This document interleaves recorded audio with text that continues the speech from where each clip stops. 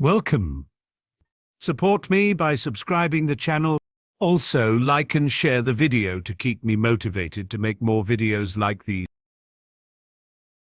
The next morning he was stunned to find the Hound and Arya sparring in the grounds of the Red Keep. A large crowd had gathered, and though he was heading to begin his daily duty, he instead stood and watched as they did. He soon found himself standing next to Gendry and being happily surprised when he was asked to take young Robb in his arms.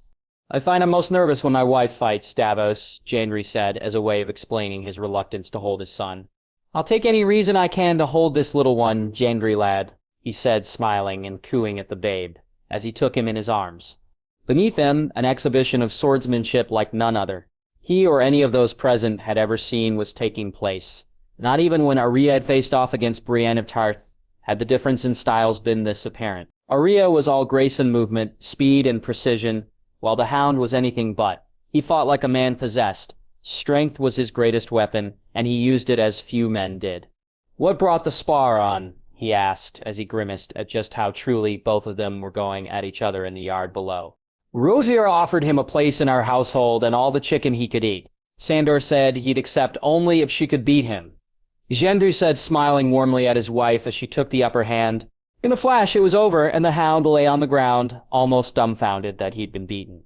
"That's the second time you've been beaten by a girl," Arya said as she held her hand out to help the large man back to his feet.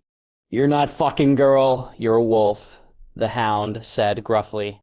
"Aye, and don't you fucking forget it," Arya said to a laugh from the now standing man. "It looks like we have a captain for our guards now." Gendry chuckled from beside him, and Davos found he was still laughing as he set about his work over the course of the day. 2 days later, he stood at the docks and waved them off himself. He told Gendry that he'd make a good father and that he was proud of him, the boy seeming to welcome his words. Arya, he'd simply told that anything she should ever need, he was but a raven away. Though he felt that she'd do a far better job as warden than she believed she would. As the sails disappeared from view, he wondered if, or when, he'd see them again, and as he walked back to the Red Keep, his eyes looked east, and he had the very same thoughts about the other lad he thought of as a son. He hoped in both cases it would be sooner rather than later. Volantis 307 AC. Ned Dane.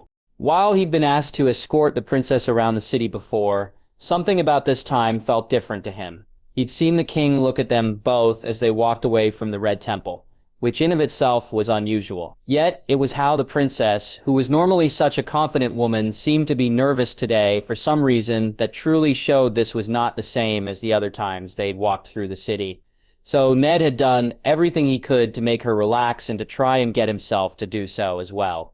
Behind them were a number of the Unsullied. Not that they'd needed any protection since the Triarchs had knelt. Aegon, though, would take no chances with the safety of any member of his family, and so Ned was armed too, though Dawn had been left behind in his room, and instead it was daggers alone that he carried. By the time they reached the long bridge and crossed over into the older parts of the city, his attempts to get the princess to relax seemed to have worked. A lot better than his attempts to get himself to do so, if he was being honest. When Rain stopped to look at one of the buildings, Ned was so preoccupied with looking around them that he bumped into her.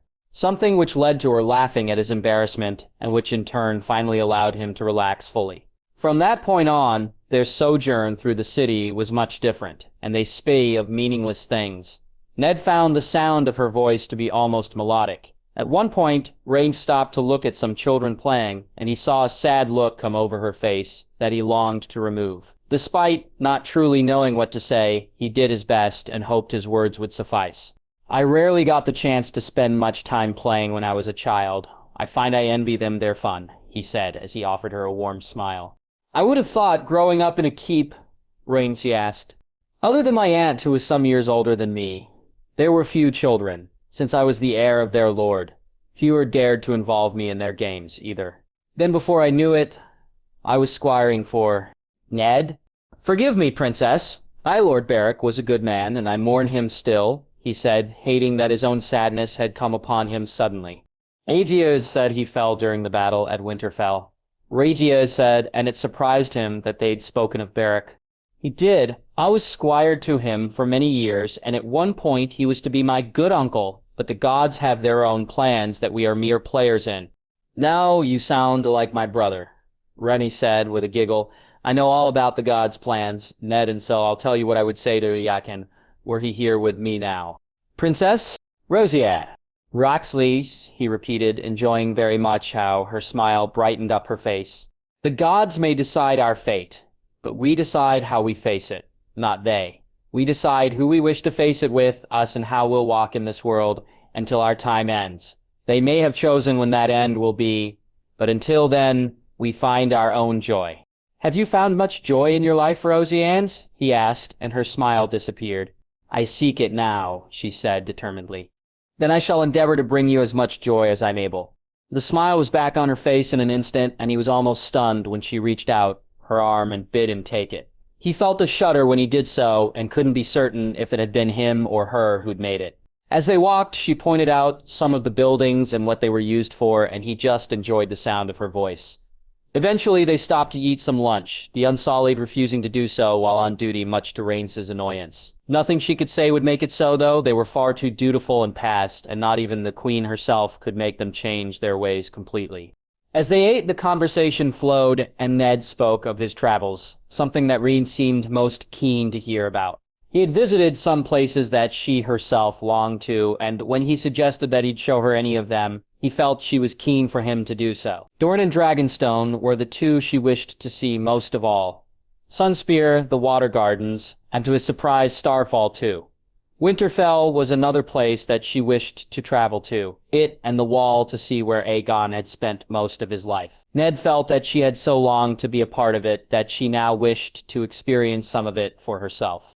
When he asked her what her plans were once they dealt with Bellico, she hesitated for a moment. Her eyes closed, and that nervousness that he'd noticed in her earlier seemed to have returned and been added to. It took her some time to speak, and when she did, her words caught him completely by surprise. Not that they weren't welcome, just that while he may have hoped for such, never did he think she did too. Wherever my brother, aunt, and niece decide to name their home, I'd like to be there too for as long as I can. I know, though, at some point, I must look to mine own life too. At some point, I will need to wed to bring a babe into the world, and have another family that I can call mine own. It was not something I imagined would ever come to pass, but now something I think of often, as I do the man I would seek to name my husband. You have given it much thought? More lately, Ned, Rhaenys said, smirking. Aegon told me that I should only seek a man worthy of my hand, one who makes my heart still and whose own does so when he looks upon me. You should, he said firmly, for he felt she deserved all of that and more. Are you such a man, Ned Dane? Rhaenys asked, and had he been drinking something he'd have spluttered and choked on it. Does your heart still when you look at me? Is it the same as how I feel when I look at you? The words took a moment to take hold. Ned was so shocked by them that it took him a little time to just understand them, let alone be able to answer them. Her heart stilled when she looked at him. She had looked at him that way. She had thought of him that way. He could barely believe it, and that was the only reason that he'd not answered sooner. When he saw the resigned look come over her face, he stuttered in his eagerness to answer that he did feel as she did, to tell her that it was true, that when he looked at her, his heart stilled too. It does, he said, after far too long a silence. I am most pleased to hear it, Rhaenys said, and he'd only seen her show such happiness when with Aegon, Daenerys, or Rhaella, or when upon her dragon's back. Said dragon who now for some reason was calling out above them, and Ned's hands moved to his daggers as the Unsullied readied their spears. The dragon, princess? I know not, by the gods. Where's the sun gone? Moving to her, he helped her up from the seat, and the Unsullied surrounded them both before leading them from the small tavern they'd taken their lunch in. Once outside, two things soon became clear. The streets of Volantis were in a full-blown panic, and the sun no longer shone. It was night, yet it was far too early to be so. In the air above them, Balerion called out for her rider, and he heard Rhaenys say some words in Valyrian, which seemed to have calmed the blue dragon somewhat. We must hurry back to the Red Temple. We stop for nothing or no one, no matter what we see, he said to nods from the Unsullied. Princess, your hand? One of his hands now held one of her own tightly, while the other had taken one of his daggers from his breeches.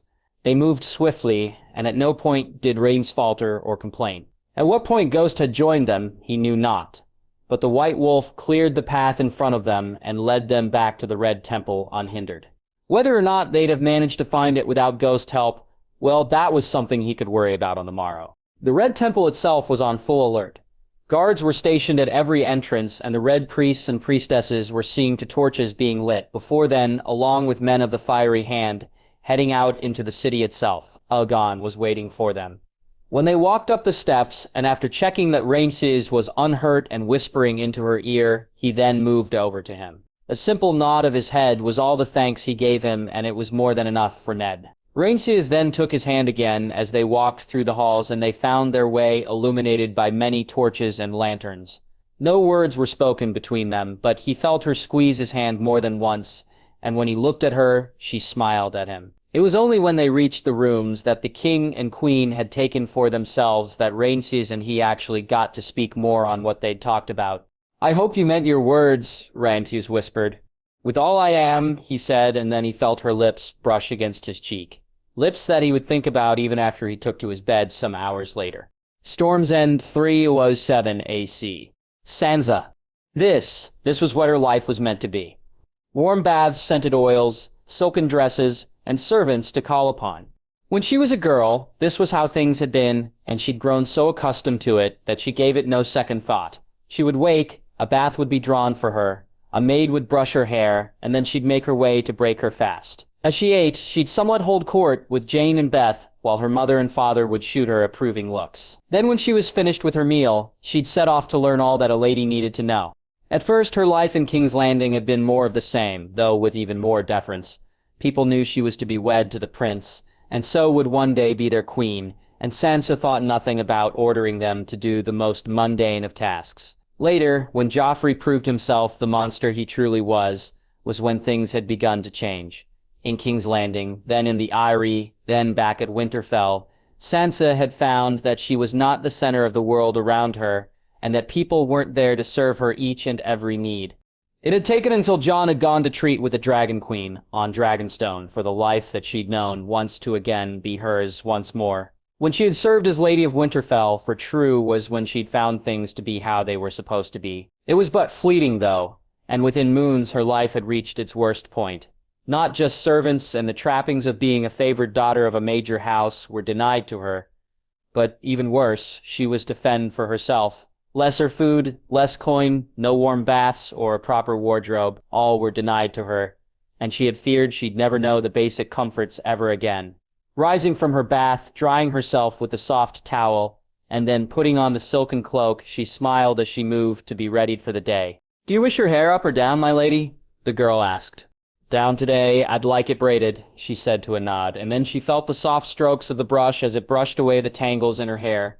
Sansa looked at herself in the looking glass. Her color had come back to her cheeks, and the bags she'd noticed under her eyes had now seemed to have gone completely away. Even her eyes themselves seemed to sparkle more, their blue having taken on a more azure coloring than their normal shade. She pursed her lips as the pink was applied, smiled as the brush moved over her cheeks, and was now as she had been since the first time the maids had done so, stunned by the image she presented when they were finished.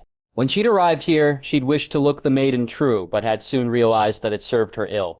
There was desire when Lord Adric looked at her truly enough, but not the type of desire that she wished him to feel when he did so. Not an overwhelming, all-consuming desire. When Myra had suggested that she use some of the paints and colors, she'd at first refused. Sansa Stark was no painted whore, she'd told the girl, only to later reconsider somewhat. She'd seen how Adric had looked at one of the ladies who was wed to one of his bannermen, and she had liked it not. So she'd done as the girl suggested, and the results had spoken for themselves. Adric didn't just want her. He needed her like a thirsty man needed water. And though she still wished not to lay with another man in her life, she'd found for some reason the thoughts of doing so this time to not be as repulsive as they had been in the Vale. She would not deny that Edric Baratheon was a handsome man, nor that he was a warrior of some repute. Not enough of one to beat Jon one-on-one, mayhap, but her brother was no longer in Westeros, and that had changed things somewhat. No, that was a lie, she thought as she rose to her feet and moved to the door. Jon's absence changed things dramatically, as did her newfound attraction to the man who wished for her hand. A man she'd come to play, and now one she wasn't sure she didn't wish to play with. Walking through the keep, her guards behind her, the silk of the dress brushing comfortingly against her skin, Sansa wore a true smile as she'd been doing more and more these last few weeks. Entering the great hall, she noticed immediately how the eyes of the men already seated now turned to her. More than one of them wished to be who she showed affection to, and she had no doubt that more than one had dreamed of her in their bed. Looking to where Edric sat, she could see that he more than any of the others had surely done so, more than once. His smile as he rose to help her to her seat, the way his hand brushed over hers as she allowed him to take it in his own, and even the sound of his breathing as he took in her scent, all proved it so. "I thank you, Edric," she said, offering him a smile while fluttering her eyes just a little. "Your presence is most welcome, Sansa. You slept well?" "I did, you!" "I had the most pleasant of dreams," Edric said, and she giggled just a little as she moved closer to him. "I wonder if they were the same as mine own," she whispered, and felt his exhalation of breath against her neck. They had kissed more than once. She'd even allowed him some liberties that felt very different to her than the ones she's allowed. Sweet Robin to take, with Edric, she didn't feel as disgusted as she had with her cousin, partly because he was older and more manly, and partly because she welcomed his affections more. As they ate, she even found herself looking at his lips when he spoke, watching his tongue when he licked those lips, and her thoughts were far more lascivious than she'd expected them to be. After breaking their fast, he bid her join him, and she welcomed the feel of his arm when he took hers. Soon enough, they were standing on the parapets, and while it was a somewhat chilly morning, she was from the north, and so it felt almost like summer to her. Looking out on the lands below, she found she enjoyed the view more than she had enjoyed the one from Winterfell. Or mayhaps it was that over time she'd come to realize that what she thought she was looking at from the walls of Winterfell was an illusion. They were lands that she'd believed to be hers by right of blood and law, but which had never truly belonged to her. Not even for the brief time that she had been queen in the north were they actually hers, or had she gotten the chance to enjoy them as being so. These lands were Edric's, and none could take them from him. None would take them from him. Should they wed, then they'd be hers too. Something she found herself keener and keener for. Dismissing the thought that once she wed Edric, she would then truly become an enemy of the king and queen. Sansa instead concentrated on other thoughts. Thoughts which soon had her smiling, and that smile was noticed by the man beside her. She felt his hands on her own, and then before she knew it, she had turned to face him, and for the first time since arriving at Storm's End, she truly initiated their kissing. "Marry me, Sansa," Edric said somewhat breathlessly when they parted. "Together we can right these lands. We can join our houses as both our fathers wished for, and the Seven Kingdoms can finally be ruled over by who they always should have been. A stag and a wolf. Baratheon and Stark joined together. Together, Sansa, together we're more than a match for the dragons." At first her nod was almost imperceptible, then it was very much not. Her smile grew ever larger, and once again she was kissing Edric Baratheon, this time even more truly and passionately than she had been just moments earlier. When they parted, it was her that was breathless, and she felt a flush on her chest and a tingling between her legs which took her by surprise. Images of laying with the man in front of her flashed in front of her eyes, and were joined by images of them both in King's Landing, in the Red Keep, the throne room, and of herself once again wearing a crown. "I'll marry you, I'll happily marry you," she said, as they kissed once more. Her newfound joy lasted for one whole day. One day and night where she thought as much about her wedding and her soon-to-be husband as she did about finally getting what was owed to her. She had begun the preparations in haste, yet was to take her time too. This wedding would be so different from her last one, and she wished it to be the wedding of her dreams. A septuct, a white dress, a true feast. She wished for all of it, and Edric was only too happy to comply with her wishes. Then through the spies that he had in King's Landing, Edric received news that stole her joy from her. She's always known her sister had hated her. Arya had ever been jealous of her, yet she never truly saw her as a threat to anything she had wished for. Mainly because they were both so different and so they'd wished for different things. To find out that she'd been named Lady of Winterfell and Warden of the North was devastating. Were it not for Edric telling her that once they had taken the Iron Throne for themselves, they could then deal with his bastard brother and her thief of a sister, then she may not have been able to concentrate on what she needed to. Days later, as she sewed the grey wolf into her maiden cloak, it was with thoughts of paying back everyone who'd ever slighted her that she did so to Jon, the dragon whore, their dragon-spawn babe, Arya, her bastard husband, the babe she dared to name after her traitorous brother, the dour castellan, who had refused her leave to visit her family home, and the people of Wintertown who had treated her so terribly. Her uncle and his weasel of a wife, the lords and ladies of the Vale, all of them would pay when she wore her crown. All of them would beg for her mercy, and all would find that she had no mercy to give. Volantis 307 AC. Aegon. Despite Dany bidding him not to, he had watched from the window as his sister and Nadane had left the Red Temple. With a nod of his head, Ghost had soon followed to watch over them from a distance. Once they were out of sight, then and only then did he turn back to his wife and daughter. The dragons were hunting. 3 of them anyway. TARGERIYAN, he would wager, was doing what he'd set Ghost to do, while Rhaegal, the Drogon, and Lyaryx were at present flying somewhere beyond the city. Moving to the edge of the bed where his wife and daughter sat playing with some wooden toys that he'd carved for Rhaella, he took a seat beside them and was immediately hit with a wooden dragon. Something that much amused his wife given how she was laughing. Rhaella smiled up at him, showing all the teeth she had in her mouth. Almost a full set by now, which was quicker than most babes or so he'd been told. Meanwhile, Dotsy was almost curled over, and his questioning look at her took some time to receive an answer, as to why. No one can lay a strike on you, in the sparring yard, and every single time. Danesid threw her laughter. Our daughter is a dragon, he said, lifting Roxley up so she was sitting on his lap. Is that not right, my love? Deegan Papa, Rosier said, and once again he was struck with the wooden toy. Aye, a dragon indeed, Dane said, laughing even more. These were the parts of the day that both of them enjoyed the most. Just Dany and him alone with their daughter and being the family that neither of them had truly ever known for themselves. His own memories of his childhood were good ones, and Dany, too, had good memories of some of hers with her brother and Sir Willem Darry. This, though, was something that neither of them had ever truly known. The unconditional love of a father and a mother, and time spent with both of them just playing and being together. His cousins had that, and he'd not begrudge them it.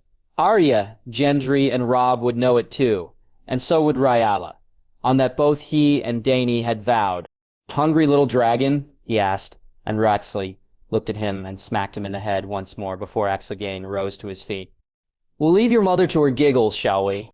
Dany was still laughing when he left the room, Jaime taking his place beside him while Jorah looked fondly at Rosiella in his arms. They met up with Missandei before they reached the end of the long corridor, Aegon explaining to her that his wife would no doubt welcome her company and that he'd be staying with Rosiella for a little longer. It would mean that it would fall to Dany to be the empress today. Yesterday it had fallen to him to rule, but they'd begun to alternate so that Rosiella always had at least one of them with her as much as possible. Soon enough, they'd be forced to march to war once more. For now, they'd take as much of this time with their daughter as they were able to before that day came. When he entered the large room they took their meals in, it was to the sound of one of Tormund's tall tales.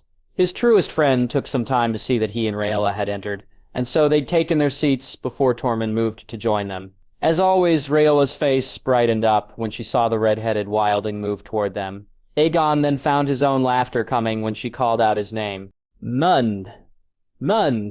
Finally, you brought the little dragon to play. Come, little dragon.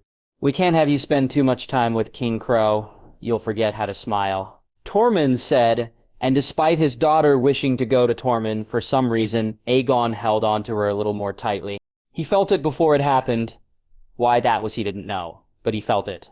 Holding Rhaella tight to his chest, he rose to his feet and looked at Jaime and Tormund, both of them seeming somewhat stunned by the look on his face. Dany, we need to get back to Dany, he said. Jon, Tormund asked, confused. The sounds of panic were loud and were coming from outside. Aegon's first instinct was that they'd been caught by surprise and Bellatrix had attacked, yet the dragons, while flying back to the Red Temple, weren't hurrying to do so. Ghost, while running to join his sister and Ned Dane, more truly wasn't panicked or even truly worried. He saw it then when they moved to leave the room. The sun shone no longer, and he knew exactly what that meant. The long night had fallen for true, and this one would last more than until the morrow. They hurried down the corridors and passageways, passed by red priests and priestesses who were doing the very same thing. When they reached his rooms, he saw no sign of Jorah or Brienne, and for a moment he felt his own panic rise. The sound of voices from inside the room soon calmed him somewhat, and as Jaime opened the door, he heard his wife's voice. Then before he knew it, Dany had taken Rhaella in her arms and was looking at him, worriedly. You'll stay here? He asked, and Dany nodded, Aegon not needing to look to Missandei, Jorah, Brienne, or Grey Worm to tell them to wait with his wife. He kissed his wife and daughter, and then, along with Tormund and Jaime, they left the room and made their way to find Kinvara and Melora. It was the latter they found first, and after organizing some guards for her, he sent her to Dany and bid her seek whatever answers she could from the birds and other animals she had taken as her familiars. From there it was to the main hall of the Red Temple, and to a scene of what at least looked to be organized chaos. Kinvara stood with members of the Fiery Hand and was speaking to a large group of priests, priestesses, and acolytes. As he moved to her, he saw flames begin to light in the hands of those around her, and the spears of the men of the Fiery Hand lit up too. It made him curse himself for leaving his sword in his rooms, and while he held Blackfire, it was not the sword he needed to wield this day. Turning to Tormund, he whispered in his ear, and a moment later his closest friend was running back towards his Dany's room. "My prince," Kinvara said, when she finally noticed him. "You've sent your priests. I have my prince. Will bring light where there is now, only darkness, and see that the city is calmed." "Lightbringer," he said, and Kinvara smiled. "It would do the people of Volantis good to see the true light, my prince. I'll take to the skies. Do you have all you need here? Men? Some bearing torches too would be helpful, my prince. I'll speak to Jon and Daario. Have them organize it immediately. Be careful, my prince, for the night is dark and full of shadows." Kinvara said worriedly, and Aegon nodded to her before he and Jaime moved from the hall and went in search of their men, and to meet back up with Tormund. It took him some time to find both Daario Naharis and Jon Connington. The former was with Yara Greyjoy and had been looking for Theon, who Aegon had no doubt was doing the same in regards to his sister. After telling them what he needed them to do and reassuring Yara that Theon would be found and protected, Tormund caught up with them and handed him his sword, and then they moved to the outside to where the dragons could land. It was here that he found Jon Connington. The man had already taken it upon himself to see that torches were lit and to ready patrols for the city itself. "Your Grace, you, the Queen, the Princess?" Jon asked worriedly. "Are safe and well, Jon. You've sent men to the city?" he asked. "I have, Your Grace. I believed it would be what you'd seek of me. It was, and is. I thank you for doing so with haste." "I must fly, Jon. The people of this city need to see the light," he said. And with that, Jaime and Tormund moved to where Rhaegal, Drogon, and Lyra Hicks had already landed. Yakin moved to the Red Dragon and spoke softly to her, telling her that Rhaegal was safe in her mother's embrace, and then bidding her fly to their rooms, which she did a moment later. With Drogon, he told him that his mother was safe and again bid a dragon to protect his family, the Black Dragon needing even less incentive to do so than the Red. Finally, he looked from Rhaegal to Jaime and Tormund. "I must do this alone. The light will be blinding, and I fear for you both were you to be too close. It's not just part of the city I intended to light up, but as much, if not all of it," he said, looking to both men. "Be safe, Your Grace," Jaime said, and Aegon nodded. "I'll help guard them, King Crow," Tormund said, and Aegon patted him on the shoulder. After seeing Rhaenys and Ned Dane arrive back at the Red Temple, he spoke to and reassured his sister as best he could, and then moved to Rhaegal. With his mind now at rest over Rhaenys' safety, it was to the people of Volantis that his thoughts turned. Looking out over the city, he could barely make out the shapes of the building, so dark was the night sky. Neither the moon nor the stars could be seen, and other than some fires, some torches that had been lit in some of the homes and on some of the streets, the only light was that which came from those who'd left the Red Temple and brought it with them. Unsheathing Longclaw, he felt the light before it began to shine, and bid Rhaegal look ahead. Only, at first, it was like the light from a burning torch, and only illuminated where he pointed it, then it began to shine more truly. Buildings came into view once more, the streets below could be seen, and as they flew over the city, more and more of it was bathed in the light. Yet it was more than just light that seemed to emanate from the sword, as below him, people stopped and stared, and much to his relief, they calmed.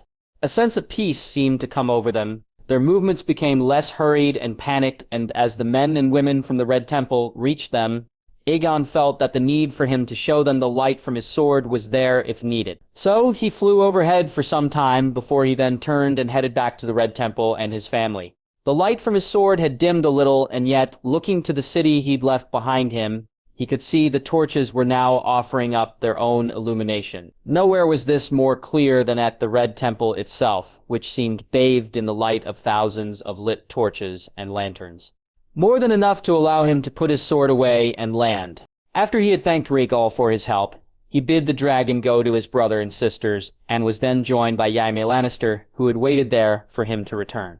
Walking through the Red Temple, the sense of panic and urgency that had been there just a little earlier was no longer apparent. Instead, it was a resoluteness that it had been replaced with. When he reached his rooms, it was to find Jorah and Brienne on guard, and he entered them to see his wife holding Rhaella in her arms, and Missandei, Tormund, and Melora sitting with her, only the last of those looking anyway perturbed. "All is well?" Dany asked, and though it was very much not, for now, it was as close to being as it would be for some time. And so he nodded. "We must speak, my prince," Melora said, and the look in her eyes told him that whatever he feared her words were to be, they'd be worse, much worse. Volantis 307 AC. Melora. Watching as the sun seemed to simply disappear was an experience like no other. Night fell, and there was darkness not just over Volantis, but over all the lands in Essos. The first of those things she'd seen with her own 2 eyes, the rest through 1,001. Her prince had set her to task, and while she knew that Kinvara too would be asked to look into events in Essos, her way of seeing was not the same as the Red Priestess's was. So she sat in her room, guards at her door, and with only the light of a candle or the fire in the hearth breaking up the darkness. Eyes closed, she went searching for answers through the many familiars she'd taken for herself since they'd arrived in Essos. Birds aplenty, mice, pouch tigers, zorsies, little Valyrians, and Rikar. One and all she'd made them hers, and now she looked theirs their eyes and felt what they felt as night replaced day as far as any of her eyes could see. The animals were fearful and yet not at the same time, for it wasn't the darkness of the night that they were frightened off. For some, they welcomed it as it gave them the edge when they sought their prey. It was what lay hidden in the darkness that they feared. Nowhere was this more clear than in the animals of Narvos, and one by one she found to her dismay that their eyes were being closed. By who or what she knew not, though she'd be able to hazard a guess should she need to. Those on the ground were soon lost to her, and so it was to those who flew in the sky that she then sought answers. Melora soon wished she had not. "By the old gods," she said, as she opened her eyes. As she went to rise to her feet, she found she was unable to. Then she almost cried out, so terrified was she by not being able to move. Her eyes closed of their own accord, and she was sure that they would not open again, only for a calming, soothing voice to tell her that her gods had not abandoned her or her prince, and they had much for her to see. Relaxing, she allowed them to guide her and was soon everywhere. And nowhere. The lands beyond the wall thrived, and the night that had fallen there was a real and true one. Children slept in warmer beds, and with full bellies, and the free folk seemed content. Soon she was at the wall, and to her surprise, she found men and women had made homes for themselves in some of the keeps. Then it was to lands further south, to Bear Island and White Harbor, to Winterfell, as the sun shined and the men and women of the keep welcomed the arrival of their new lady and future lord. Arya Stark, Gendry, and Robb seemed happy to her eyes, as were the men and women they spoke to. It was to other lands that she was taken to, the west, where a golden-haired young lady worked on her wedding dress, while an older large woman helped, to the High Tower, where her father sat in his seat beside her brothers and played with one of her nieces or nephews, to the Riverlands, where the lord and lady sat with their children and readied for the day, and finally to King's Landing itself, where Lord Davos readied for the day. The sun broke through the morning sky and showed that Westeros alone was immune to the falling of the long night. Essos very much was not. Meereen, Yunkai, Astapor, Karth, and Mantaris, Braavos, Pentos Lorath, and every other place she looked, all knew naught but the darkest of nights, though nowhere was it as dark or as foreboding as Norvos was. Here she saw the truth of things. Dead things that now moved once more, and blue eyes that all looked in her direction. At the largest of its temples, she saw the generals and the thing that they answered to, and though his eyes looked her way and tried to block her from seeing, her gods were more powerful than whichever one this thing served. She was taken from Norvos, not by the thing that wished her gone, but by her gods, and was shown things from a time long since past. 10,000 ships sailed south and to the open sea, Princess Nymeria leading her people to new lands. And yet it was the river and not the ships themselves that it seemed that her gods wished her to see. Over them all it seemed she flew, her direction not chosen by her, just as none of what she'd seen had been thus far. It was to the great forest of Cahor that she was taken. An army marching to face another, and at its head she saw her prince and his sword of light. Fire lit up the sky. It fought back the cold. And though she was shown no outcome to the battle ahead, she knew now where that battle would be fought. Only the prince that was promised can bring the dawn, and this is what he was promised for. When her eyes opened once more, she felt exhausted. So much so that she was barely able to rise to her feet, and when she did, she stumbled and fell onto the nearby bed. Though her body was crying out for sleep, she refused to give in and rest more than she truly needed to. Still, she lay there for a few moments, before then feeling somewhat able to rise once more. Shakily, she walked to the door and bid one of her guards to offer her a shoulder to lean on and to take her to Aegon and Daenerys. "Should this one call for a healer?" the Unsullied asked, and she shook her head. "Take me to the king and queen. I'll rest once I've spoken." She found the queen looking far less perturbed than she'd have imagined. Daenerys held Rhiannon while Rhiannon spoke to Missandei and to one of the Red Priestesses. There were others present, but her mind barely allowed her to recognize them other than Tormund Janspin. Upon seeing her being helped into the room, Tormund rose and then moved to help her to a seat himself. No sooner had she sat down than Aegon then returned, and after greeting his wife, daughter, and sister, he looked at her and she told him that they needed to speak. The worried look he bore on his face when he looked at her was one she sought to remove immediately, for he had far more important things than her health or tiredness. "I am well, my prince. After we speak, I'll seek my bed, but first I must tell you what I was shown." "Should we gather the others, Iacon?" Daenerys asked, and Iacon shook his head. "No, let's see what Lady Melora has to say, and then let her get her rest. We can speak to who we need to once she's done." Yaxel to a nod of his wife's head. "My lady," he said concernedly, looking at her.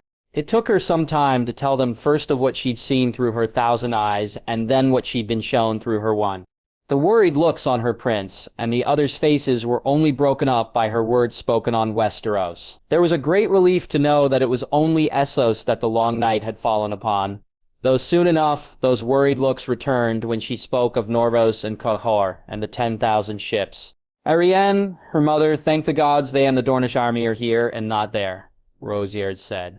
"I think Lady Malario may not find as much comfort with escaping the fate of those she named as friends as she should." Daenerys said, looking to her good sister. "And yet she should. Is there anything else you need to speak on, my lady?" Yojen asked, and she shook her head. "Then I would see you brought to your bed. Rest up. We'll begin our preparations as you do so, and ask Lady Kinvora and others to look to the flames too. I thank you for your counsel, as always." "I'm most glad to be able to offer it, my prince," she said, and then she felt almost weightless as she was helped from the room. She had no memory of being brought back to her own room, nor of being placed in her bed.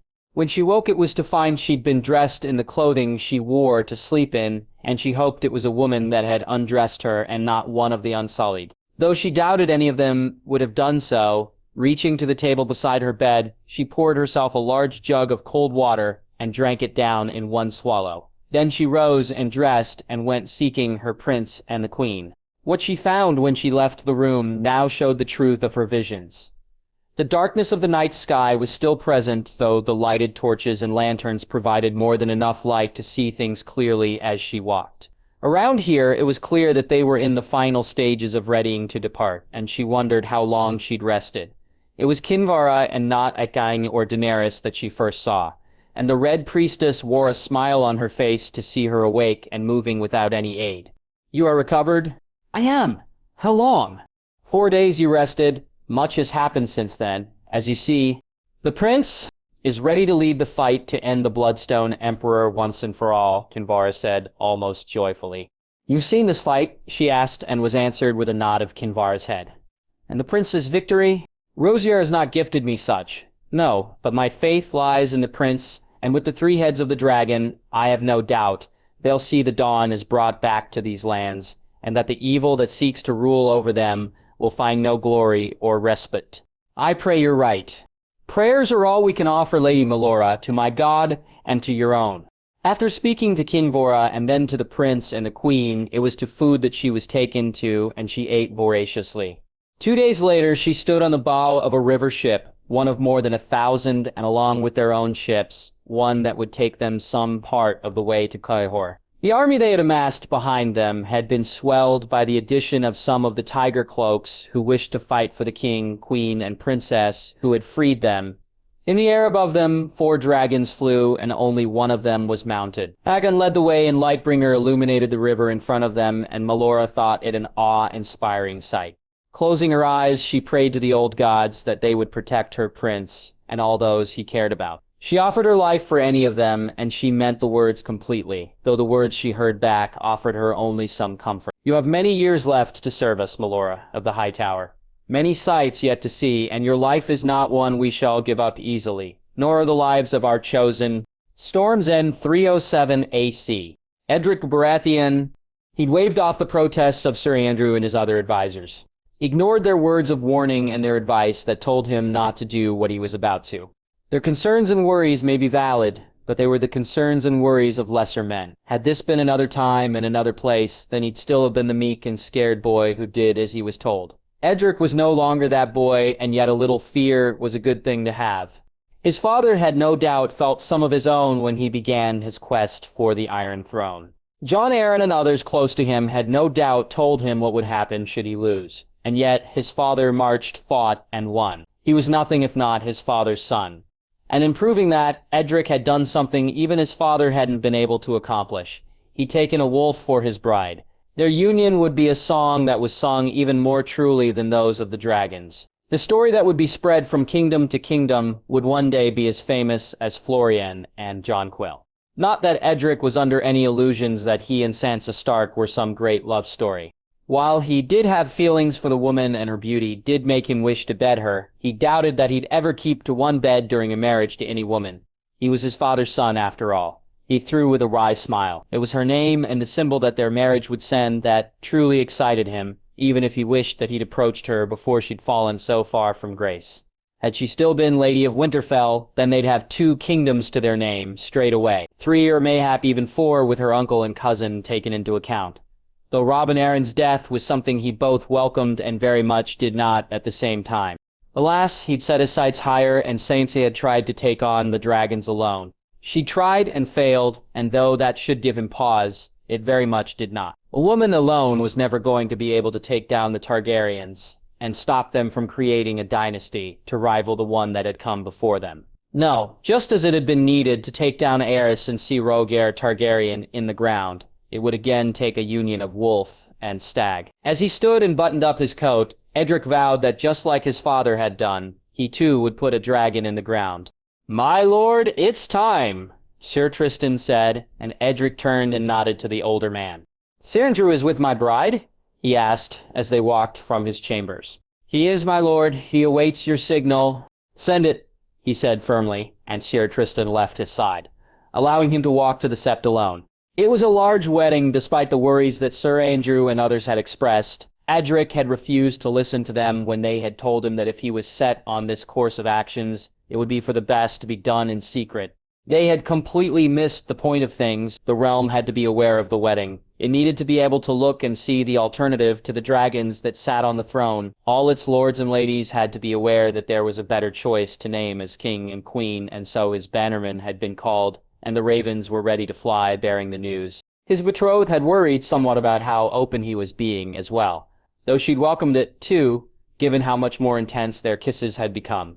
She'd confided in him about the sentence that Jon Snow had given her and the restrictions that he'd placed upon her. Her words had both infuriated and invigorated him at the same time, for they were very much similar to a different sentence a Dragon King had wished to impose. His father and her own had a death sentence placed upon their heads should they not do as Aerys had demanded of them. Was this not the same? Could it not be sold as being so? Did it not make his challenge even more just? Did it not show that one dragon was very much like another? Edric believed the answer to all those questions was yes, and so he'd told her so. Sansa had quickly agreed with him, and it was from that point onward that things had changed between them somewhat. For while he may never love her, he believed that she'd fallen for him. In her eyes he believed he'd seen the truth, and in how she almost willed him to take her before they were wed, he believed it showed it to be so. Smiling to himself, he strode into the sept and made his way to the front, where the septon greeted him with a polite bow of his head. Saw Kristen soon joined him and was bearing the wedding cloak in his hands as he did so. It was the same one that his uncle Renly had placed on Margaery Tyrell's shoulders, and the only one remaining that belonged to his house. His father's had been destroyed in King's Landing, and what had happened to his uncle Stannis is one. He cared not. Edric had taken it still being intact as a sign and had ignored the small voice in his head, which bid him look closer at just what that sign pretended. He was lost in his thoughts when Sansa and Sarah and Andrew arrived, and had it not been for Sarah Tristan's touch on his shoulder, he may have still been so while she walked towards him. Turning to look at her as she neared him, Edric felt his breath hitch at the sight she presented. Never before had he seen such a beautiful woman before, nor had he wanted anyone as much as he did right then. Sansa wore a white silken dress that showed every single curve of her body and yet covered up her skin completely. She looked like a gift from the gods, and the closer she got to him, the more transfixed he became by the sight of her. We are here today to join Lord Edric Baratheon and Lady Sansa Stark in the bonds of marriage, a sacred and true bond that only the gods themselves can break. Lord Edric, Lady Sansa, the Septon said, and Edric reached out to take Sansa's hand to lead her forward, so that they could both kneel and he could remove the maiden cloak from her shoulders. She shivered at his touch and then smiled beamingly at him when he offered her his own smile. When he stepped forward, she did so without hesitation, and when he squeezed her hand, she did so to his own in return. He bid her kneel with his eyes and then untied the cloak and took it off her. And then the full truth of just how incredible she looked in her dress was now clear to see. Her eyes were on his when he placed the wedding cloak on her shoulders, and they never left them until he took his place beside her. What words the Septon uttered as he placed the oil on their foreheads went unheard by him, and he'd wager Sansa too. Her hand reached out for his eagerly when he rose and helped her to her feet, and as he took the ribbon and tied it around both their hands, neither of them saw anything else but the other. Her blue eyes were glistening with tears of joy, and her smile was full and true. Yet all Edric could see was her lips and the way her tongue would slightly brush over them from time to time. So lost was he once again in his thoughts, these ones far more lascivious than the earlier ones, that he almost missed saying the words, and only hearing Sansa do so, did he not.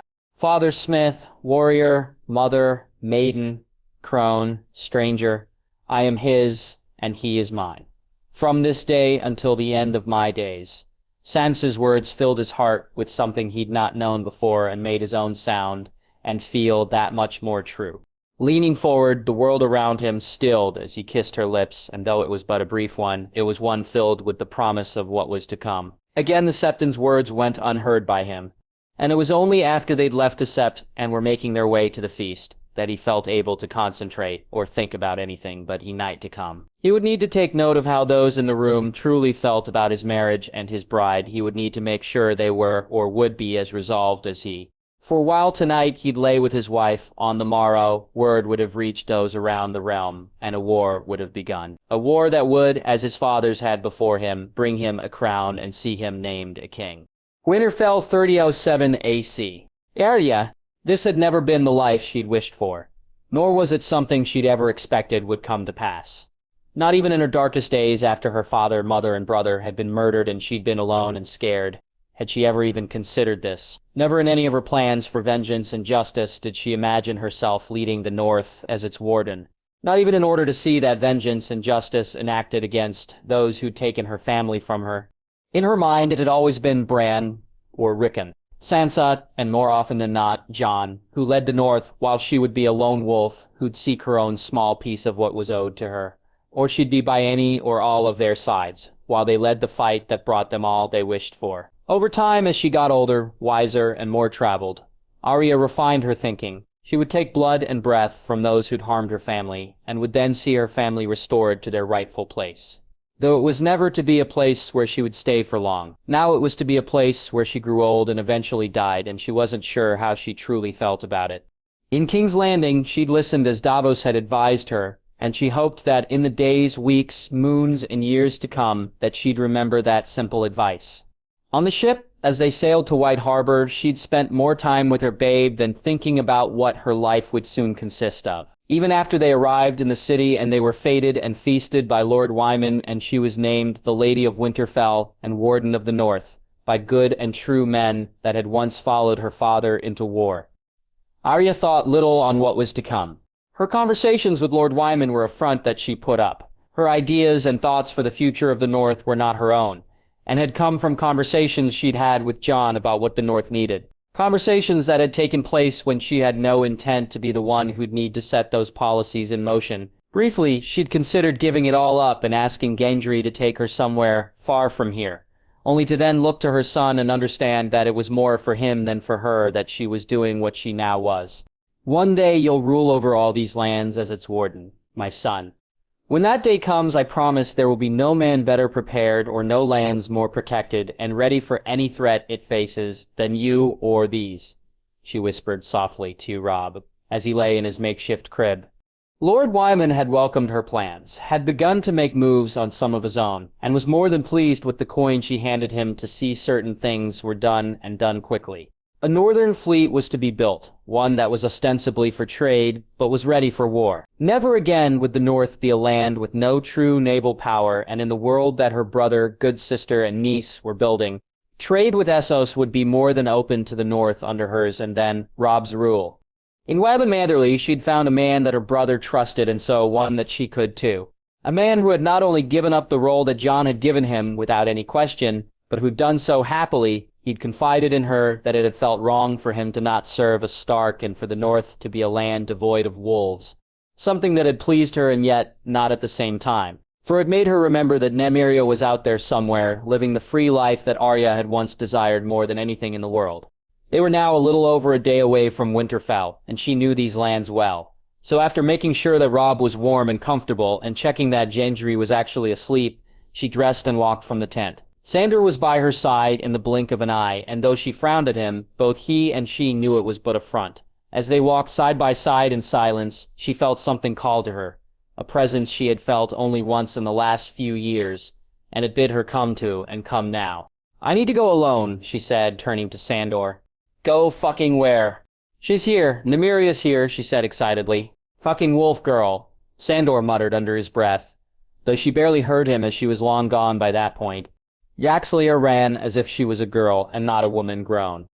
The years seemed to simply fade away as she dodged branches that stuck out, and though she couldn't see her face, she had no need to do so in order to know she wore a smile. She felt as she once had many years earlier. Around her, trees seemed larger and she was somehow smaller, and she then heard voices that she'd not heard in many a year. "Rosier, Stark, come here at once." "Rie, how could you—" "No tears now, little wolf. I can so climb the broken tower. Can I have that oatcake?" "I can't. Go ask Jon. Theon and I are going riding." "In trouble again, little sister. You can come with me." The smile on her face still remained, even as she felt her tears fall. Ghosts and echoes of the past filled her head as she ran. Memories of days long since past, and even the sad ones were now happy to her. Her mother's disappointment, Sansa's outrage, her father's steadfastness, Bran's optimism, Rickon's innocence, Robb's disinterest, and Jon's love. She felt each of them was encapsulated in those simple words and memories, and she missed those who were no longer here, and those she was now parted from. "Nymeria," she said when she saw the great wolf, her golden eyes looking right back at her as Arya stopped running. "I missed you, girl," she said softly as she approached and then stood no more than a foot from her. Those golden eyes looked her up and down, and then Arya laughed loudly as she felt the tongue on her face. When Nymeria turned to walk away from her, Arya felt her heart drop somewhat, only for the grey wolf to turn its head and look her way and bid her follow. Without a single thought, she moved after Nymeria, and they walked no more than a few feet to a covered bush. She heard them before she saw them, and the 4 direwolves were no bigger than pups. 3 were gray and 1 was black, and Arya felt herself begin to choke up at the sight of them. "These are yours, aren't they?" she asked, and felt Nymeria's tongue lick her face once more. "You're a mother just as I am." She carried one wolf in her arms as she walked back to the camp. Beside her, Nymeria and 3 others walked, and it was Sandor that she met first of all. Arya cared not for the huff that came from him, nor for the shake of his head and mutterings of "wolf girl" under his breath. When she reached her tent, she turned to look to Nymeria, who she swore simply nodded her head, and then Arya entered while still carrying the direwolf pup. Who the other three were for, she knew not, though had she been thinking clearly, then the thoughts of having 3 more babes may have made her worry. Instead, as she introduced Robb to his direwolf, she found that she had the same amount of worries she once had as a much younger girl. None. One day later, the gray walls loomed largely, and yet they cast no shadow over her. She felt their warmth and their strength, and she welcomed each of those things. They entered the courtyard to see the entire household lined up along with Lady Maegay Mormont and her daughter, who traveled to greet her, according to what Lord Wyman had said. It was good that she was here, as they had much to speak on, as she did with the Castellan of Winterfell, Eddison Tollet, the soon-to-be Lord of the Dreadfort, and a man her father trusted with his life, and who now, so would she. She saw the eyes of those present turn to look at the wolves. The approval in those eyes, which were directed just as much at her, Gendry and Robb, as they were at Nymeria and her litter. Arya carried Robb in her arms, and that was her only concession to being a woman and lady. Needle was still on her hip, as was the catspaw, while she wore breeches and armor, and the warm look that Lyanna Mormont bore on her unusually stoic face showed she approved, as did her mother. Given that both of them were dressed much the same, that wasn't a huge surprise. Ordia knew what propriety called for, how she was supposed to be addressed and welcomed, and how she was supposed to act. Looking around the courtyard, she could see that each and every single one of those watching her did so with that in mind. Looking up to the walkway, her breath stilled in her mouth as she saw them all standing there. Brian, Rickon, Robb, her mother and father, all of them like those below them, watched and waited to see what kind of lady she was. And she knew then what she needed to do. Stopping her walk towards Eddison Tollet and Lady Meg, Ordia turned to those who stood around the courtyard. Then with a look at Robb, she readied to speak. I am Arya Stark of Winterfell, the Warden of the North. This is my son and heir, Robb Stark, and my husband, Gendry. Most of you have bled with my house through betrayals, invasions, wars, and cruel men who took from you far too much. I now make you all this vow. Any who dare threaten you or the North will feel my wrath and the wrath of House Stark. Wolves rule here once more, and I promise you that I consider each and every one of you as members of my pack. So any who dare to harm you will find my bite to be true and their lives to be forfeit. Nymeria moved closer to her, and with her free hand, Arya rubbed her fur near the neck. The 4 direwolf pups formed an honor guard around her. Gendry and Robb. Robb's own wolf was closest of all to her and to its mother. As Arya looked to the walkway and watched the ghosts of her family fade away, she longed to call out and beg them to stay, and yet knew it was beyond her or their power to do so. Rickon, Bran, Robb, and then her mother all offered her what looked to be nods, and soon it was only her father who stood there. He wore a smile that she had rarely seen him wear. A look of approval on his face that she remembered seeing only when she'd hit the target in her archery, and it was just he and her alone in the yard. When the snows fall and the white wind blows, the lone wolf dies, but the pack survives. Remember well those words, and together we will face and beat anything this world throws at us. As your lady and your warden, know that I too remember those words. And I am no lone wolf. A smile, a nod of his head, and then he too was gone. The ghosts of the past had finally been laid to rest, and now it was time to think only of the future. So after greeting Ed, who'd bid her name him so, then doing likewise with Lady May and Lady Lyanna, after hearing about the feast that was to be held that night in her honor, and knowing that it was not something that she could forgo, Arya bid Sandor to see to the defenses and the guards, and to sort quarters out for those who'd traveled with her. She then walked with Gendry to her own rooms, before heading to her solar to ready to begin her new role and see if there was anything pressing that she needed to know. She gave Ed the papers which named him Lord of the Dreadfort, and told him of the coin that Jon had given her so he could see to its upkeep and ready it for his new seat. Then she spoke to Meiji about forming some sort of army of the North, an army that she asked the Lady of Bear Island to be in charge of, and see trained. Most of her day, though, was spent sitting at a desk and looking over figures in a ledger, and thanking the old gods that she'd always been good at her sums. Just as she was ready to go to her rooms and make ready for the night's feast, the raven arrived. Arya looked it over and felt her anger rise at each word it contained. Sansa, what have you done? She said, as Nymeria moved to her and licked her hand, her golden eyes staring deep into Arya's gray ones. You're right, she's not a wolf anymore. Norvos 37, Ace. Belicho. He had expected complete clarity and so was disappointed to find that, while he could foresee certain events, not all were open to him. An army marched from Volantis with but one purpose, to bring about his end. Belicho could see the army, see the dragons and the one who led them, and yet he couldn't see his victory or defeat. Only the ground that the battle was to be fought upon was known to him, that and the need for more meat for his army. The entire city of Norvos was now under his thrall, a full day and night, not that either was truly different any longer. Where death had triumphed over life had seen that so. Few had escaped from the city with their lives, and soon they'd find there was no place in Essos or Westeros for them to hide from him. For it was not just these lands that Belico intended to rule over after all. Yet he needed more, and so he was faced with a question he'd not yet found the answer to. Which way was he to march?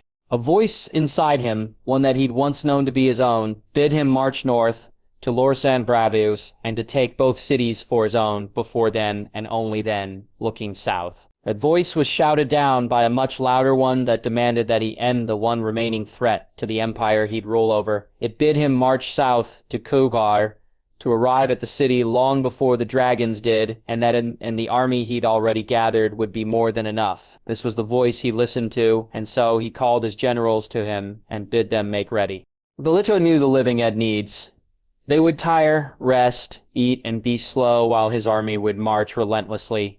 Kuhor would be no threat to him, and would fall quickly, and once it had, he'd see it rise again. Though this time it would not be the black goat or the red god that they worshipped or sacrificed to on the black altar. It would be the bloodstone emperor that they'd swear all oaths to, he that they'd be bonded to for eternity. You're making a mistake? You're underestimating your enemy, just as you did in Westeros. He moves as quickly as you do, and so you need more to beat him. He waved away the voice, ignored it, and moved through the temple, and then down the steps to where his mount awaited. The horse was large and imposing, even as its dead flesh fell from its bones. Belicho mounted it, and it walked slowly through the mass of dead men, women, and children that all were his now. There was no look at any of them, nor at his generals who were interspersed among his army on their own dead mounts. Instead, his eyes looked forward, and only forward. Images of the battle to come came to him as he rode away from the city. Not of his army fighting the one that marched towards it or the dragons that flew his way, but of the true battle, a fight one-on-one to decide the fate of all living things, a fight that he would win. He saw an icy blade face off against a fiery one, figures moving too fast for the eye to truly see, and in the end, only one of them was left standing. Again, though, much to his annoyance, he saw not which one of them that was. Hours and days passed, and yet he was the only one in his army that knew that was so. Not even his generals were aware of the passage of time or what it meant. As for his army, they knew only one thing now, their purpose. They were to kill the living, and that was all. A simple task for simple minds. Fight until the fight was done. March until they were bid to stop, and obey above all else. No needs, wants, demands, or requests would Belico tolerate anymore, and it had been that which had truly set him on this path so many years before. Turning his mind away from days long ago, he sought out the days to come. His enemy marched with speed and resoluteness, and with some ingenuity too. Ships had been used to cover the distance more quickly, and for the first time Belico felt a stab of fear deep in what had once been his heart. Where before there was a certainty, now there flickered some doubt, and the voice which he'd kept at bay now began to speak once more. North, not south. Away and not towards. You're not ready yet. You have more time. Turn back now! As before, he ignored that voice, and instead listened to the louder one. Its words were more comforting and more true, and so it was they which made more sense to follow. Each one of his that falls will be yours. His power is not a match for yours. Dragons can and will fall. Your destiny awaits you. Destiny had been something he'd believed he'd had for many a year. A destiny larger than any of his family had ever known. He was not destined to live and die as a triarch. To be one of three who didn't truly rule was never going to be enough for him. Had the others ever truly considered his wish to see Volantis rule over all of Essos, then even that in time would not have been enough for him, for he had no wish to share with anyone. And Essos alone would never have contained his ambitions. ambitions that had led him to the Church of Starry Wisdom and to the true secrets hidden there. It had been destiny that had led him to the book, the same destiny which led him to the first of the stones and had seen him rise to be named as High Priest. Destiny had led him to discover what none before him had known and to the location of the rest of the pieces of the Black Stone. Afterward, it was destiny that had shown him the truth of what each piece did and had then set him on this path. Marching now, he marched to finally fulfill his destiny once and for all.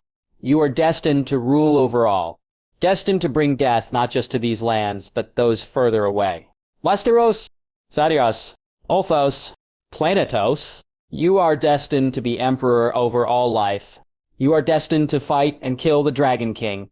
Fulfill your destiny as you have on each step of your journey. The trees that marked the beginning of the forest of Quhor came into view, and Bellicose smiled to himself.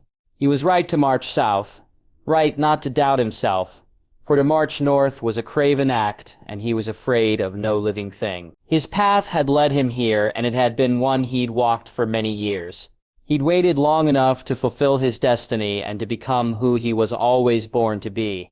Looking up at the blood moon, he willed the dragons to come, the army to come, him to come. Our destiny is to face each other. Dragon King, my destiny is to end yours, he said to himself as he raised his icy blade and directed his army forward. Gaian Draw, 3007 AC.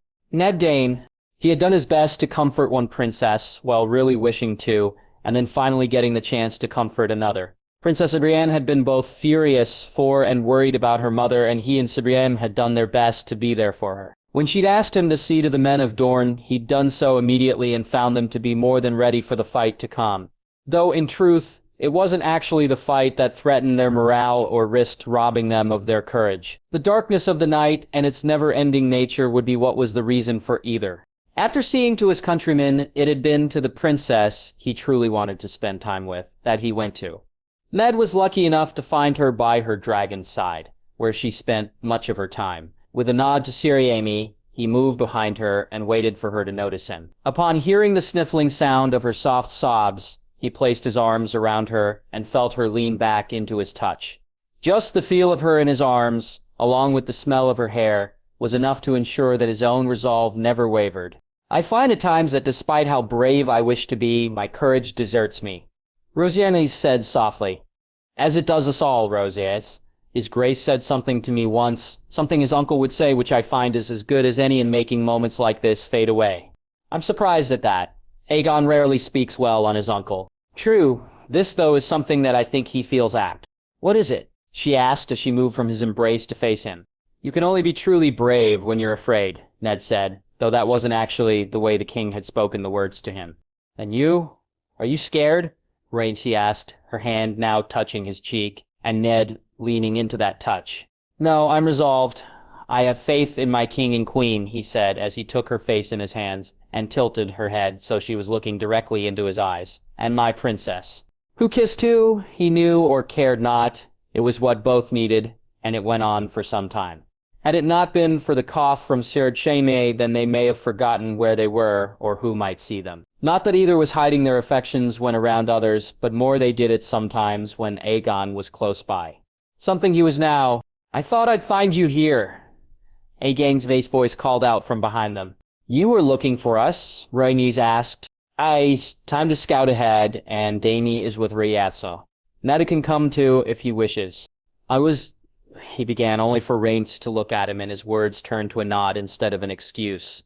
As Ser joined Aegon on Rhaegal, he climbed up behind Rhaenys on Balerion, and though he didn't hear the word that came from her lips, he knew that word by heart now. For they'd flown together more than once, usually to find somewhere private that they could be alone together, but on scouting trips like this too, though thus far those had only been with the queen and not the king. Mayhap that was why he felt a little more nervous this time. Or mayhap it was that they were moving ever closer to the battle that they marched to. Seeing Lightbringer be unsheathed and its light beginning to shine, Ned covered his eyes. Despite torches, fires, and even the magic used by the Red Priests and Priestesses, his world, like everyone else's, was one of darkness now. It had been more than 2 weeks of solid night. Nights that even when the stars or moon shone were as dark can be. So his and others' eyes had adapted, and yet when Lightbringer was wielded, it was almost day once more. Rodeo flew ahead of them. The light from the king's sword shone like a beacon, and it made following the green dragon an easy thing to do. When it was pointed towards the ground, Lightbringer acted almost like a torch in a dark tunnel, and allowed them to see what lay beneath them, which for now was thankfully nothing at all, other than sand and dust. They were still some miles from Kyokyur, and that was where the battle looked to be fought. Yet they couldn't take a chance of being ambushed before they got there, and in the darkness of the night they'd not see one coming. That was the reason for these scouting missions, to make sure no enemy lay in wait in the darkness, and Lightbringer worked so much better than a dragon's flames in that regard. "He's landing," Rhaen said, confused, and Ned watched as Riego landed on a high cliff that was now lit up as if the sun shone down upon it. "Do we do the same?" he asked, but Rhaency had already bid Balerion land, and so his question had already been answered. The wave of flame caught them both by surprise, and it took them a moment to see what it was that Rhaegal had attacked. Instinctively his hand went to Dawn, only for the smell of burning meat and the happy laugh that came from Rhaegal to tell him that it was food and not an enemy that Rhaegal had found. Soon enough, both the green and the blue dragons were eating their fill, and after climbing down off the dragon's back, he and Rhaegal walked to where Aegon and Ser Chemai stood. "We're but days away," Aegon said as he drove Lightbringer into the ground, its light now dimmed but still shining and illuminating all around it. "Has Lady Melora or Kinvara seen anything more?" Rysand asked. "A battle with no outcome known to them. One that will decide the fate of Essos and beyond." Cryptic words and fewer answers. Aegon said frustratedly. "Aki," Rhaency asked worriedly. "I will win. We will win." "I doubt it not, but..." Over the moons and now close to 2 years that he'd come to know the king, Ned felt he'd gotten a decent insight into how Aegon Targaryen's mind worked. Looking at him now, he knew something was about to be said that had been his true intent for this flight.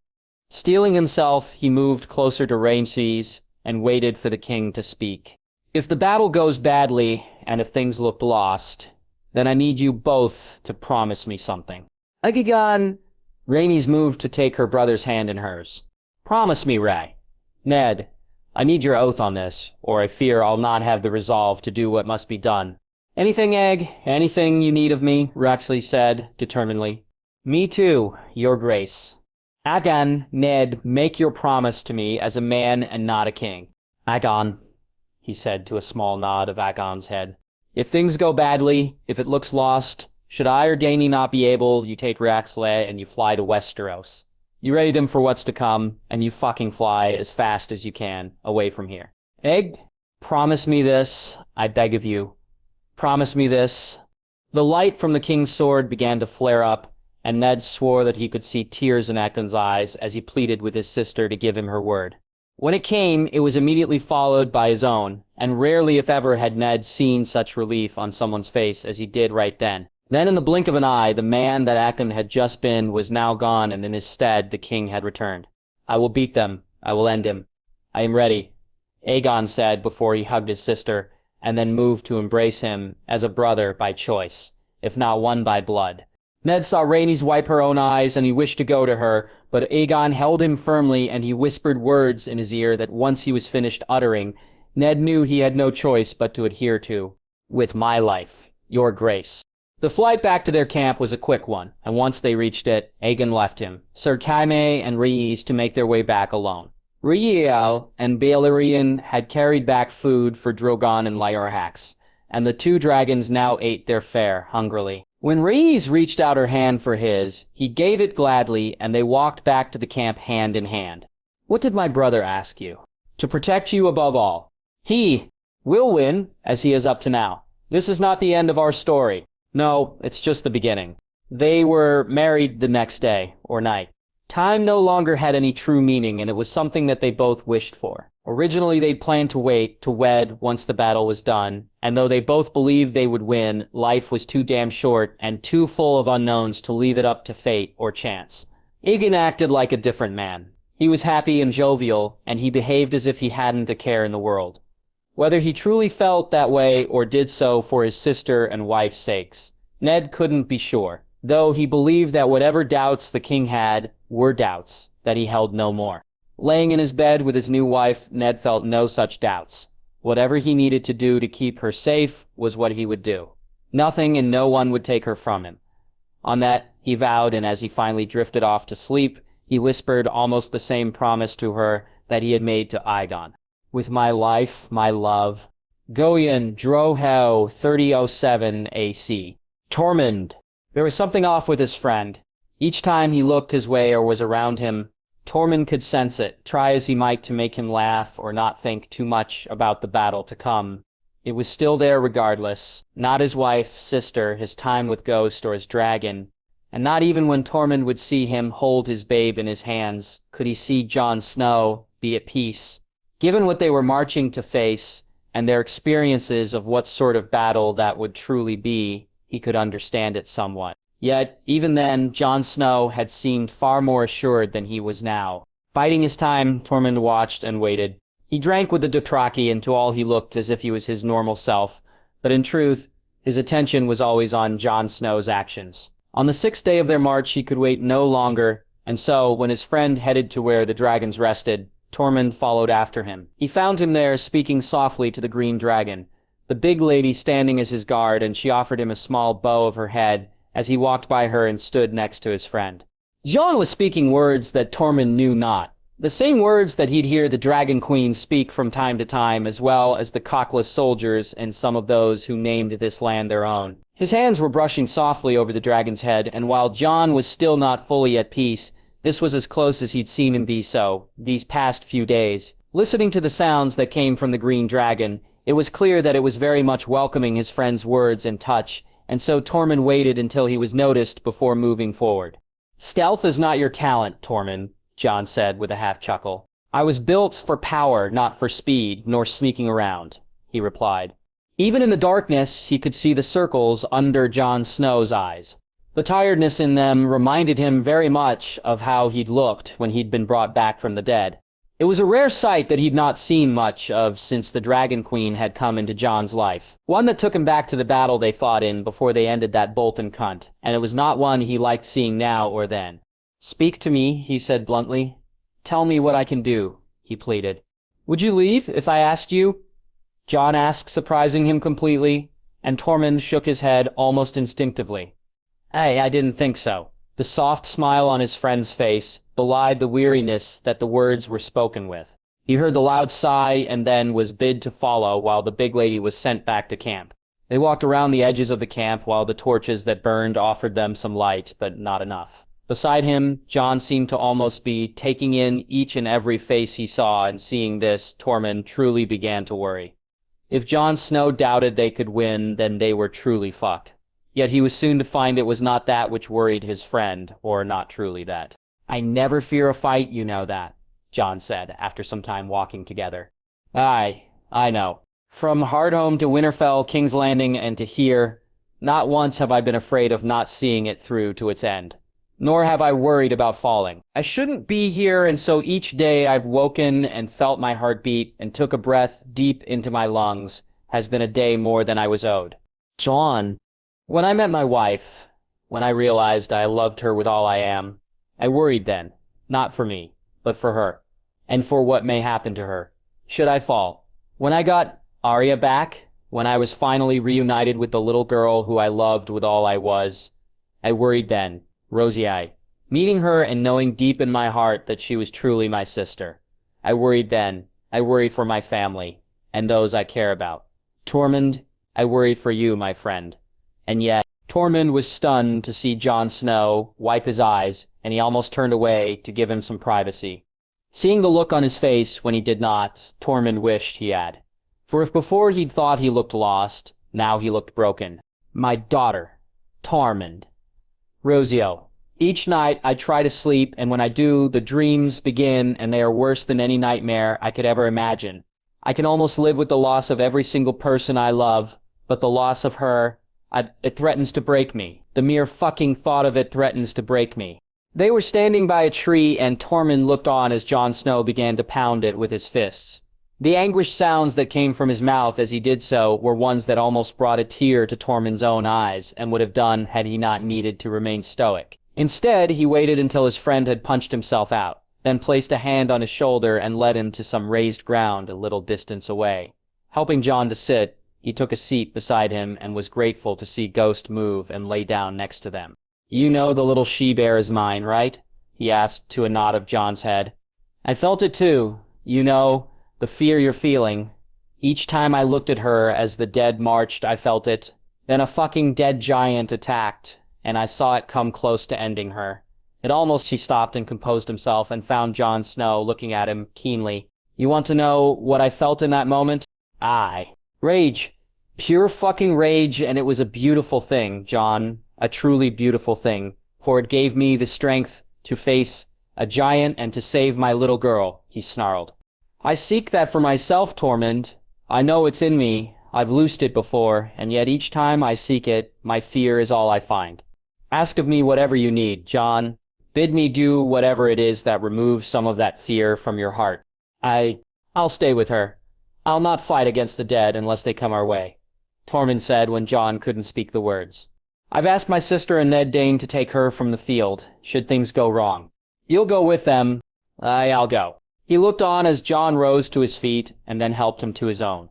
His friend then embraced him and whispered in his ear before they walked back to the camp. Jon was not fully himself, but he was far more of it than he had been, and over the next few days, Tormund felt he was as close to being so as he was likely to be. The night before they reached Kosar, he drank and made as merry as he could. On the morrow, they'd be facing a battle for their very lives, and one were again led by Jon Snow. For the first time almost since he met him. It would not be a battle that Tormund was fighting in. As the night or day, or whatever this was, stretched on, Tormund drank more and more. He laughed and japed with the Dothraki and with others, even getting into a pissing contest with Dodorio Naharis, before the man made his way to his bed with the Ironborn woman. At one point, he found himself drinking with the Dornishmen and being asked question after question. "Why are you here, Giantsbane?" a Dornish soldier asked. "Because the others have no ale left," he laughed. "No, truly. Why are you here? You could be beyond the wall with your people, or safe and sound in Westeros. You follow no king, queen, or princess, and so it's not any orders that have brought you to this land. So what is it? What makes you want to fight in a battle such as the one we're about to have?" The soldier asked, and around the fire that they sat at, the faces all now turned his way. "Jon Snow is my friend. 7 hells, Giantsbane. I have hundreds of friends." One of the Dornishmen said to loud laughs, "I don't." He woke with a sore head the next morning, and after breaking his fast, he made his way to the tent that Jon Snow, the Dragon Queen, and their babe named for their own. It was Jon who left the tent first, and the man who did so was not the man he'd spoken to some nights before. This was the man he'd followed again and again, and he pitied the fool who dared to try and stop him now. No words were spoken between them, none needed to be, as they'd said all they needed, and Jon Snow had made his feelings clear. Tormund remembered those words now as he watched his friend walk away for hopefully not the last time. No man could have ever asked for a truer friend, and no man has been as lucky as I in finding one. Thank you, my friend, for all of it. Kuhor 307 AC. Aegon Targaryen. The fear had come out of nowhere. It had crept up on him like an unseen enemy and one he was unprepared for. At times it threatened to overwhelm, and more than once he'd felt himself close to collapse. One moment he was looking at his daughter and laughing at her antics. The next he was seeing his nightmares come true, and they terrified him. Dany had noticed before anyone else, and had done all she could to reassure him, and yet it had not been enough. Aegon had needed more, and so it had been to Ned Dane and Rhaenys, and finally to Tormund that he'd gone to. Once they'd given him their words, things became far more manageable. He'd been able to put on a mummer's face when dealing with his men, and only those who truly knew him knew that was what he'd been doing. At night, he'd spend time with those who marched with him, and act as if he was unconcerned by the army they would soon be facing. He'd jape, tell tales, speak of what was to come once they won, and not once did he allow them to think that he feared a defeat and what that would mean. He spoke to both Lady Melora and Lady Kinvara and had them seek out any answers they could find. Told them to call upon the gods they served and to bid them for their favor in the battle to come, and he hoped that he held that favor still. After speaking to his sister and then watching her wed, Aegon felt his resolve strengthen. Once Tormund had spoken the words that he knew his truest friend would live or die by, he'd felt another piece of the man he needed to be fall into place. When he and Dany lay together, he'd forget all doubts, and even that they marched to a war that he knew not the outcome to. A war that was so very different from the one he'd fought in the north or in the south. And was it not for Rhaenys, then he may very well have added the doubt about ever coming to Essos to those few that he still held within himself. Flying brought him his greatest comfort, and especially when he did so with Rhaegal in front of him on Rhaegal. His daughter was fearless, and Aegon so very much wished to be as brave as she. She'd laugh as they soared through the dark night sky, call for her mother when she saw her and Drogon fly close to them, and shout out Lariax's name in her own imitable way. Rex, Rex.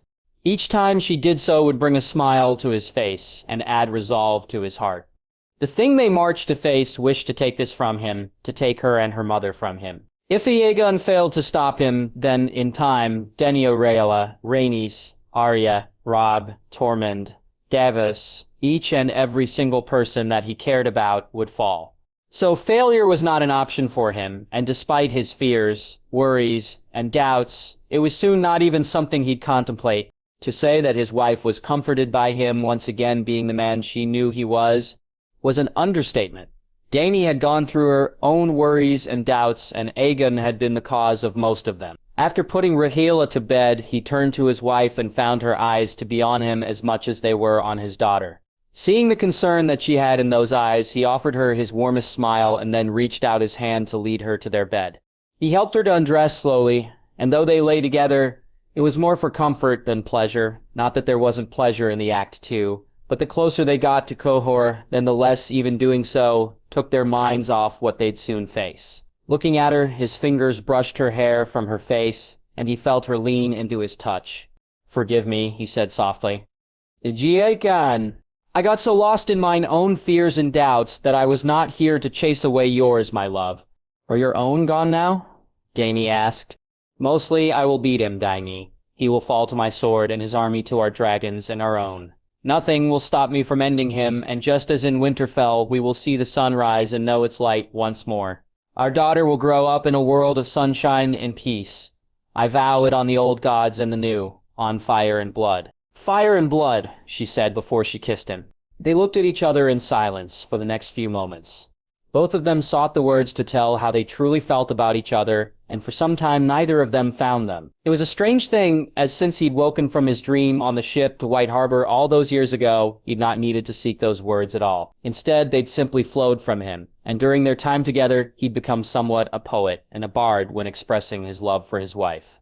Dany too was not shy in telling him how she truly felt, and yet, for now, they both seemed to have lost their tongues. As both of them said at the same time, their laughs then ringing out around the tent, "Never did I imagine a life such as this. Not even in my wildest dreams did I think the gods would gift me so. We have known the days, my love. Days unlike all the ones that came before them. Days that I hold deep within my heart, each and every single one of them that I've spent with you is one that I treasure more than any that I spent up to then. You saved me, Dany. You made my heart beat, and it was only with you that I was ever truly alive. I love you with all that I am. My love, my heart, my wife." His fingers brushed over her closed eyes as she fought back the tears that he knew were present in his own eyes too. Her words back to him were ones that managed to take away the very last doubt that he had. They fueled him, strengthened him, and after they had lain together once more, they allowed him to sleep a peaceful and dream-filled sleep. A sleep that showed him the truth of what he was fighting for, and why defeat wasn't an option. Aegon awoke early the next morning, and he was not the only one to do so. Rhaegal too woke almost at the same time as him, and so while Dany slept, he and his daughter spent the first part of the morning sitting on the floor of their tent and playing childish games. He was chided, slapped, and hit with wooden toys when his attention drifted, and each and every single moment was one that he locked in his memory. When Dany finally awoke, they waited until she was dressed, and then they broke their fast, as a family. They were in the final stretch of their march. Kochier hadn't fallen yet, according to both Lady Melora and Lady Kinvara, and he took some comfort in that, as he did in finding that, while Bellico and his army were here, they were not yet in a position to threaten the city or his army. Deciding to scout on ahead just to make certain, he and Rhaegal took to the sky, while Rhaenys flew behind him on Baelicuran as an escort. Once he had established just where their enemy was, they then flew back to the army, and he did so knowing that on the morrow he'd be facing the most important battle of his life. Give me the strength to end him, and should anyone need to fall, then let it be, and not them. I am and have been your most faithful servant. I beg of you to grant me your favor once more. His words went unheard by any but Rhaegal, and by the time they landed he was a warrior king once more. King's Landing 307 AC. Varys. He read over the reports that his little birds had gathered, content that they mostly contained good news. Almost every region in Westeros was happy with the new regime. The lords, ladies, and small folk alike all seemed to be fully behind their king, queen, and princess. Even their absence had raised no true questions or dissent. Varys more than pleased to read tales of their campaign in Essos being spoken of as a good and true thing and not a distraction or folly. If it was not for the Stormlands, then there would almost be no need for his services, something that, though few may believe it, had actually always been his goal. A kingdom not needing a master of whisperers was one that thrived, but alas, he doubted he'd know such a place before he breathed his last. Picking up the parchment and looking down at the words written on it, he sighed. It may have only been a slim hope that he'd held out for Sansa Stark, yet he was disappointed to see it come to naught all the same. He quickly gathered the rest of his correspondence relating to the former queen in the north and the Lord Paramount of the Stormlands. Then he rose to his feet and made his way from his chambers to the Tower of the Hand. As he walked, he pondered on what actions they should take. It took some time for news of the king and queen's campaign in Essos to reach them, and for any news they may wish to share with Aegon and Daenerys to do likewise, which, in truth, left this particular problem up to them to handle. It would not be dragons and dragon riders, a king wielding a sword of light, or Unsullied and Dothraki that Edric Storm would need to deal with. Instead, it would be an army made up of men from Westeros, and he'd yet to decide who it was that should lead that army. He wasn't even sure if it was up to him to do so. "You're thinking too much," he muttered to himself as he began the long trek up the stairs that led to Davos' Solar. His thoughts were still not resolved when he reached the door that led inside. With a nod to the two guards on duty outside, he was announced and bid to enter. As usual, he found Davos busy at work.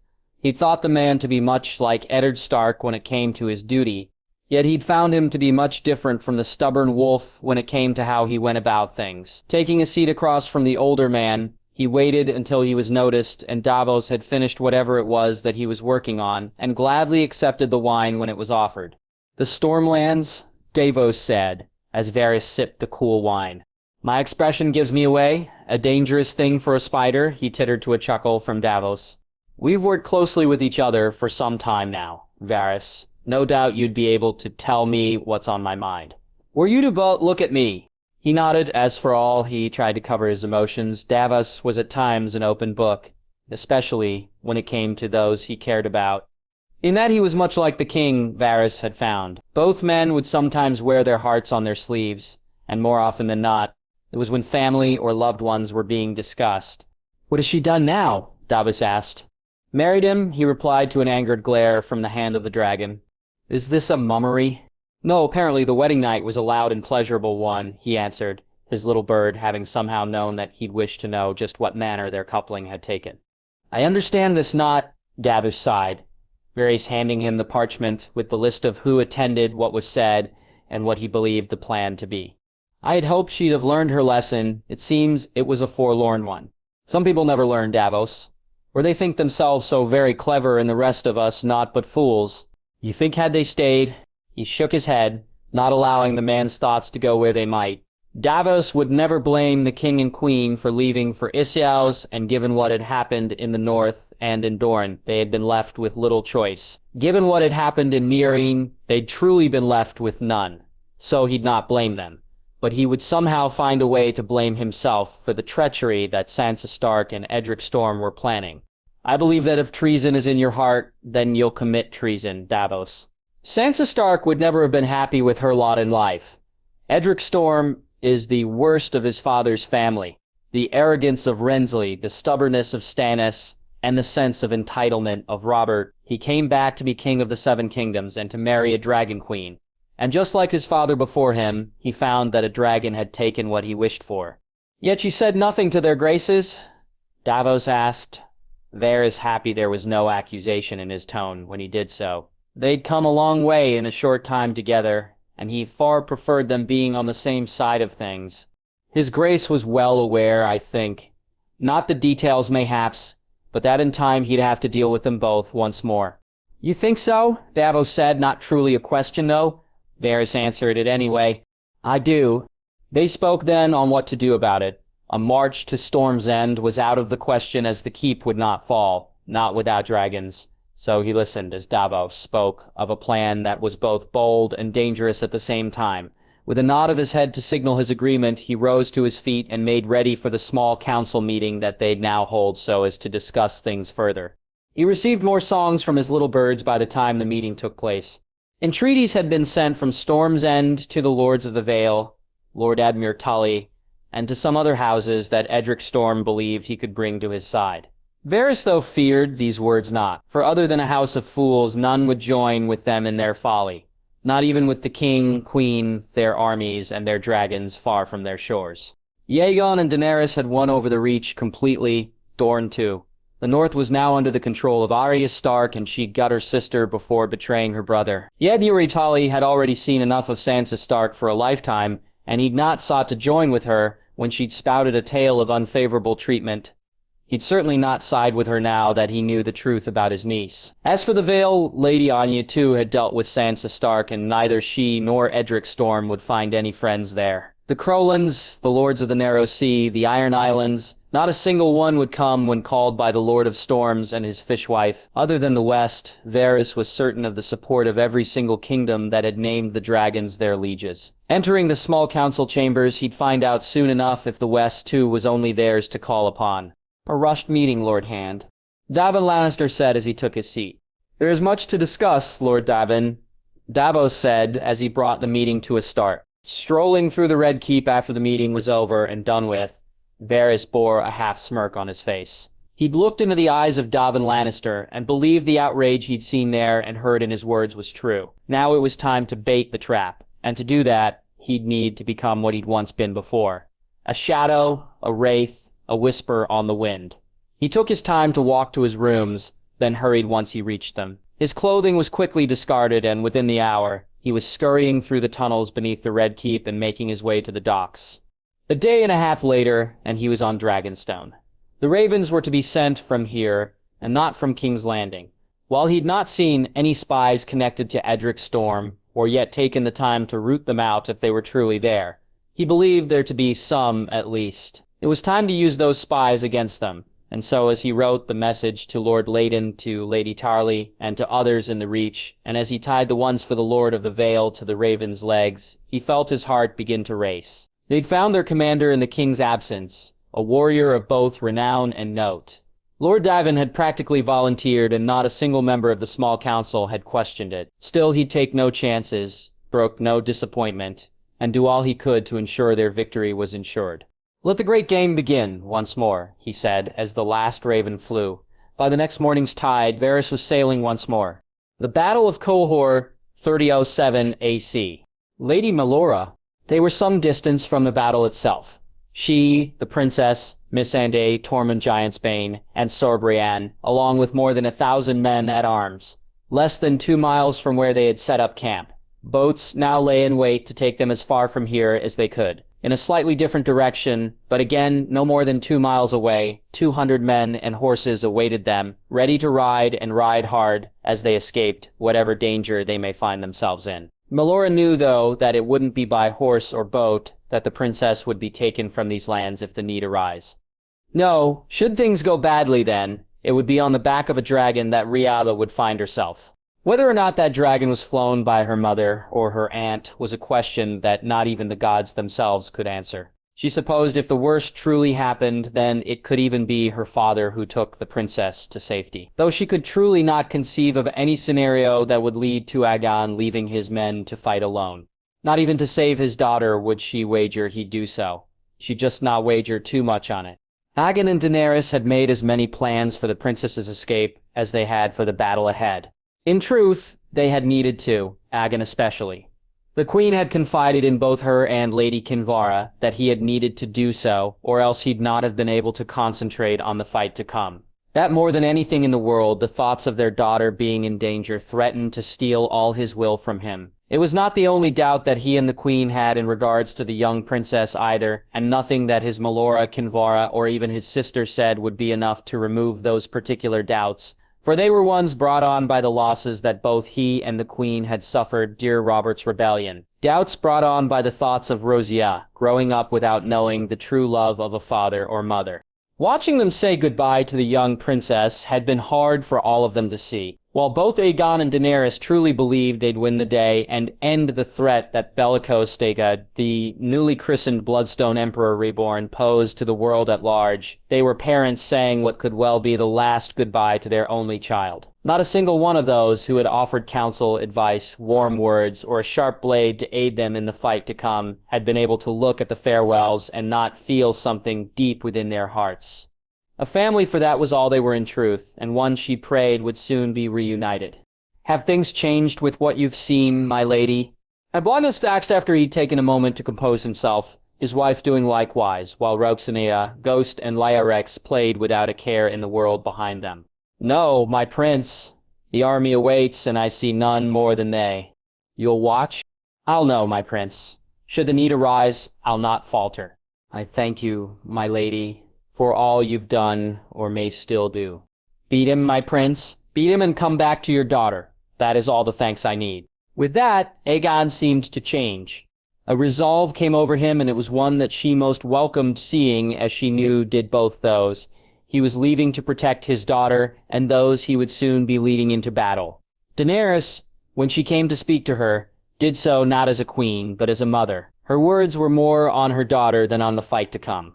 "Miss Yandy will keep her busy, Lady Melora, though I'd ask you to help if you could. If she's playing and amused, she'll not even notice what happens today. And while her safety is above all else, I'd wish for her to know of this battle only in the years to come, and in the tales Aegon and I tell her of it." "I will, my queen. I thank you for being with her. It means much to me to know she has you." Daenerys reached out her hand and touched her own softly before she then turned and walked to her husband. Melora was under no mistaken belief that she was the one that actually, or Daenerys, put most faith in when it came to their daughter's safety or happiness. That honor belonged equally to Tormund Giantsbane and Missandei, both of whom would act in the king and queen's stead. It belonged to Princess Rhaenys should things go badly, and it would belong to Ghost and Lyarex, for the princess would have no better protectors than the White Wolf and the Red Dragon. As Drogon and Rhaegal landed, final words were spoken between the queen and the young scribe. The hug between them was one that showed just how close they truly were, and Melora wondered if it had been the gods' work to have Daenerys and Missandei's paths cross. Looking to where Aegon and Tormund embraced like true brothers, she knew that with them it had been almost too soon, and leaving behind an absence that was felt by one and all, the dragons were mounted and then took to the sky. Melora was not alone in looking at them as they flew to a fate she knew not. As she turned and saw Rhaeda seem to wave to them both, she prayed she'd see them reunited sooner rather than later. "In this world, and not the next, I beg of you," she said softly as Missandei picked Ratsliaya up from the ground, and she, Tormund, and Sarah Brienne, followed closely behind by Ghost, made their way into the tent. Lady Kinvara, she stood in line with the fiery hand, 1,000 men along with her, and a number of their most powerful priests and priestesses. The loud roars of Drogon, Rhaegal, and Balerion soon resounded, and though the fiery hand nor her followers cheered, they did welcome them just as truly as those who did. When Lightbringer was unsheathed, she felt hope build within her chest, as it always did upon seeing the truth of her god's majesty with her own eyes. Dragons were fire made flesh, and for the longest time she'd believed them to be her god's greatest gift to the world.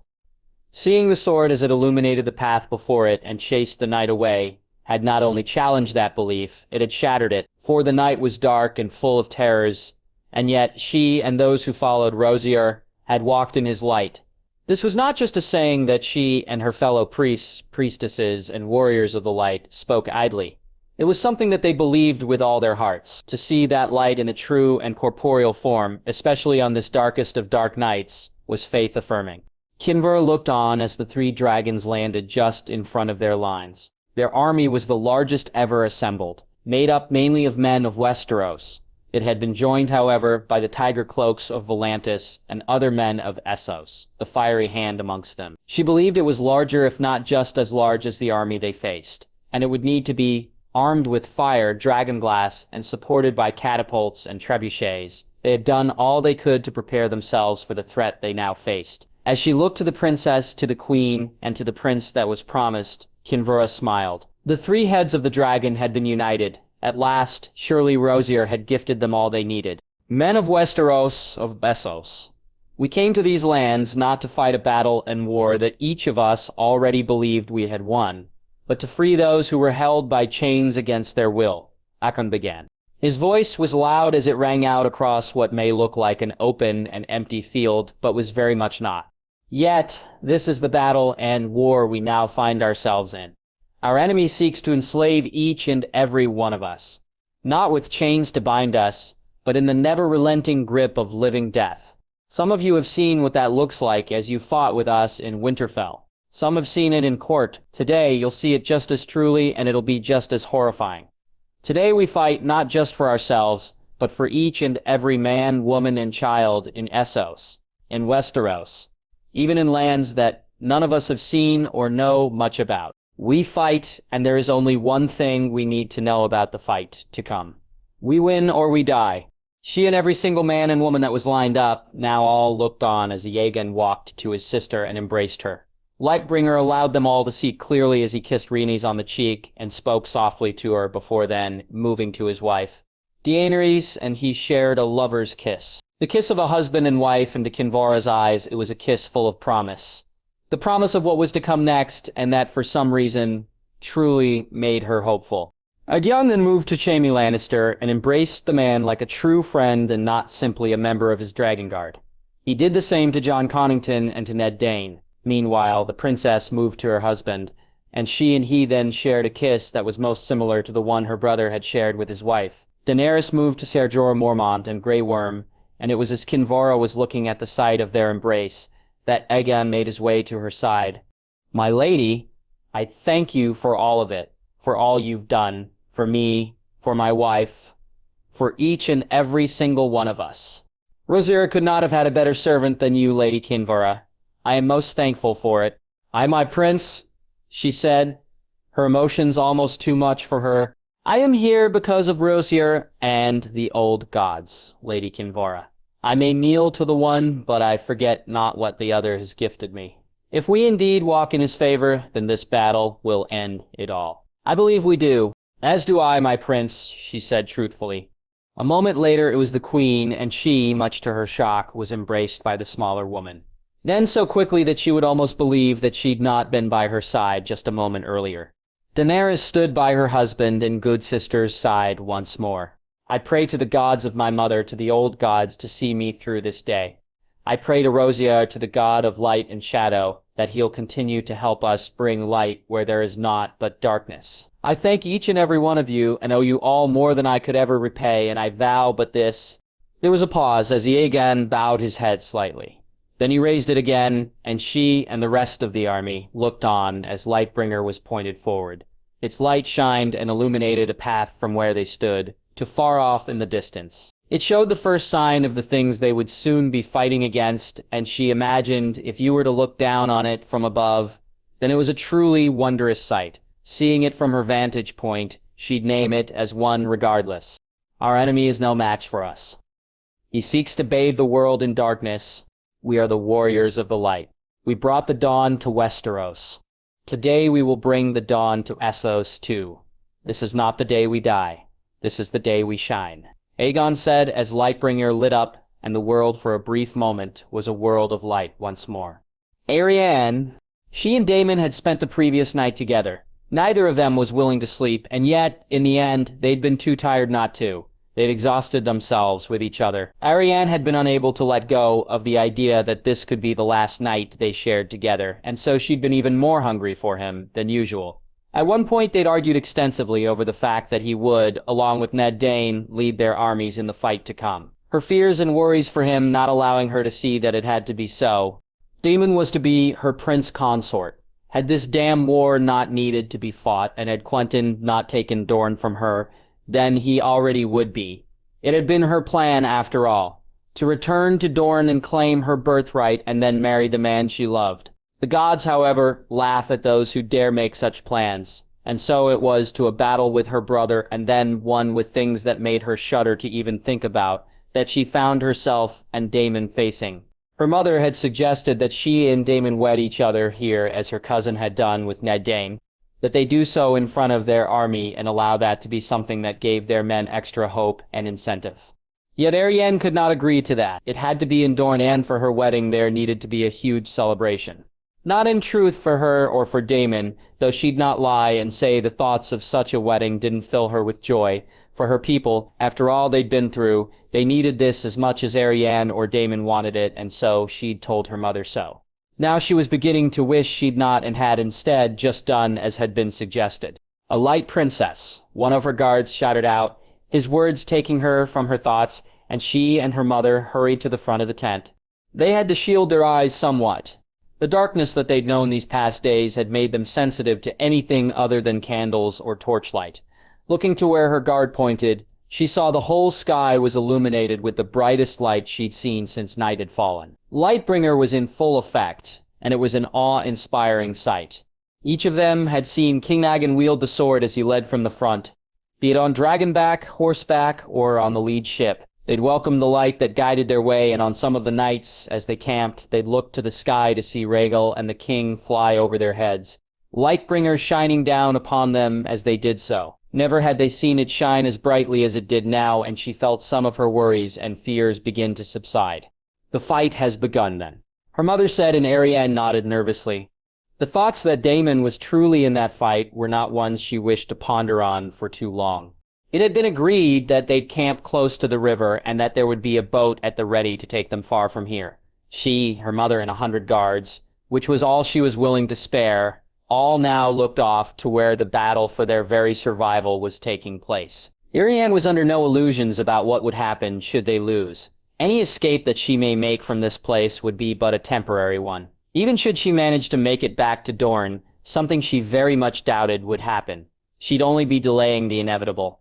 Eventually, the darkness would reach there too, and while she took some comfort in knowing that the never-ending night only affected these lands, should they lose, that would no longer hold as true. Closing her eyes, she offered up a prayer for the king, queen, and her cousin. Rhaenys had somehow managed to survive, and Arianne so wished to believe it was not so.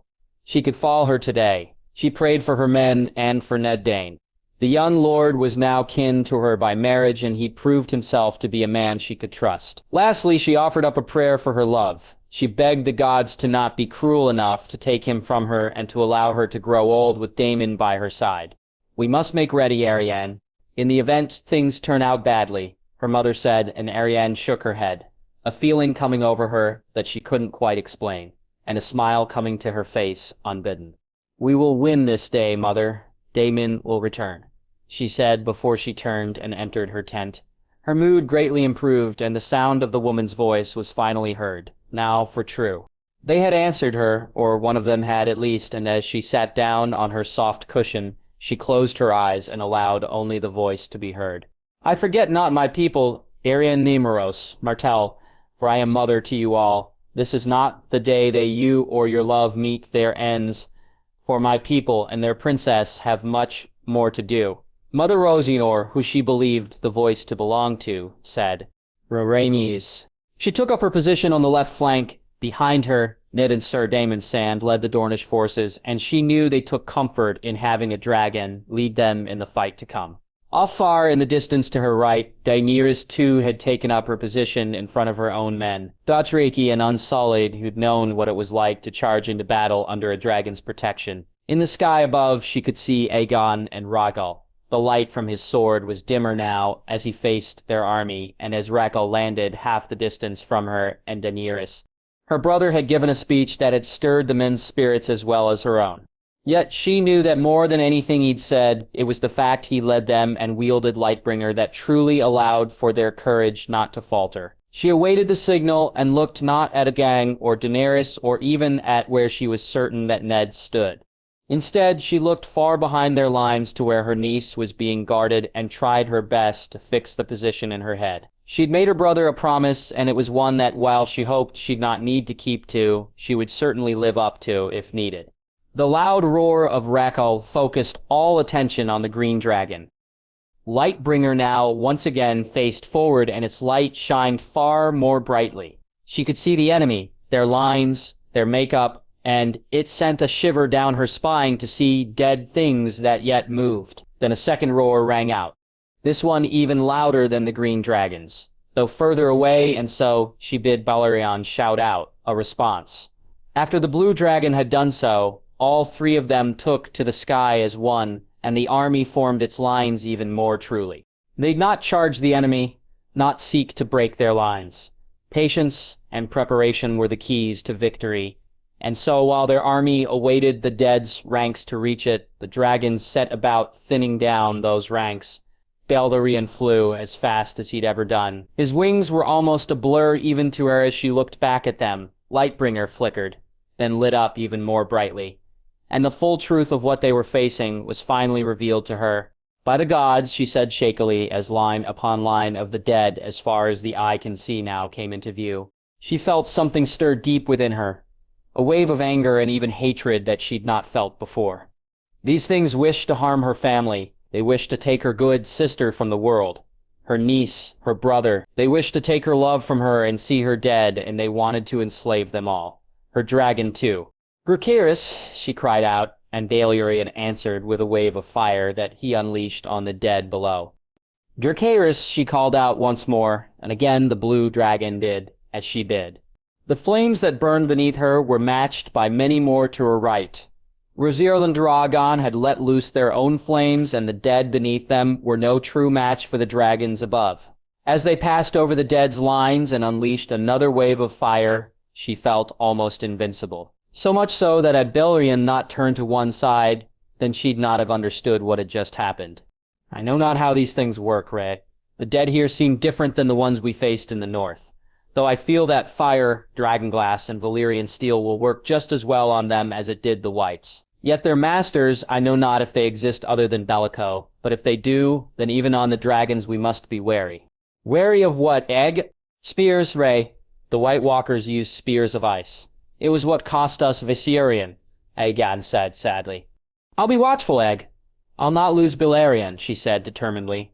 Cursing herself for not living up to her word, she thanked the gods that Balerion had been clever enough to do so for himself. She, Daenerys, and Aegon had spoken to the dragons about the danger they may face. Even Lygarax, who would be far from the battle itself, had been present when they'd done so, and she believed that the dragons themselves may have shared their fears about the dangers of such weapons. If so, then it had protected Balerion far more than she had, and so she begged his forgiveness and tried not to laugh at the snort of hot air that came from his snout. The lines beneath them had broken, and the dead no longer waited on their fate. They charged now towards their own army, and so, after two more passes over the lines that had yet to break, Rhaenys bid Balerion give chase. It was the ones at the back of the charging mass that they ended with their flames. Those in the front would reach their lines and face their own ends at the hands of those who awaited them. Turning her head to see where Aegon and Daenerys were, she was surprised to see only one of the dragons flying in the same direction as Balerion and her. Rhaegal was still at the front of the lines, and even seemed to be further behind them than ever. "What are you doing, Aegon? What is your plan?" she asked the wind. "I trust you, brother," she said softly as she turned her head back to the battle in front of her. "Dracarys," she called out, and again Balerion let loose his flames. "Jaime Lannister." This was a true battle, as had been the one in Winterfell. For some of those with him, it was their first true battle, and so he and those who'd fought to bring the dawn would be their guides here today. In the sky above them all, 3 dragons laid down their flames, and it was the light from those fires and from Lightbringer that showed them the truth of what they were facing. Jaime would be a liar if he said that he'd hoped not to have to face such things again, or that he wished it would be just as it was in Korth, and that the king and Lightbringer would work whatever magic they possessed. Unfortunately today, just like in the Battle of Winterfell, they faced a thing of magic too. With Widow's Wail raised, Jaime looked to the archers, calling out the order for the flames to be lit. He then readied to give the order to fire. Ahead of them, and across the field, the dead had begun to charge, yet they still had some distance to cover. The wait felt far too short, and so, Once he was sure they were in range, he gave the order. Knock. Aim. Loose. The flaming arrows filled the night sky, and his eyes followed them as they flew through the air. More than half hit their targets, and those that missed still set fire to the ground, which then took hold of more of the dead. Knock. Aim. Loose. Again the arrows flew, and again they stuck home, this time hitting even more of the dead that charged their way. He repeated the order again, then again. The fourth time the arrows flew with even more precision. Their archers had found their range, and their targets were plentiful. Jaime would wager that only a handful didn't hit home, and those who were struck by the flaming arrows were soon ablaze. They were not alone in their burning. The dragons had been as relentless as their archers.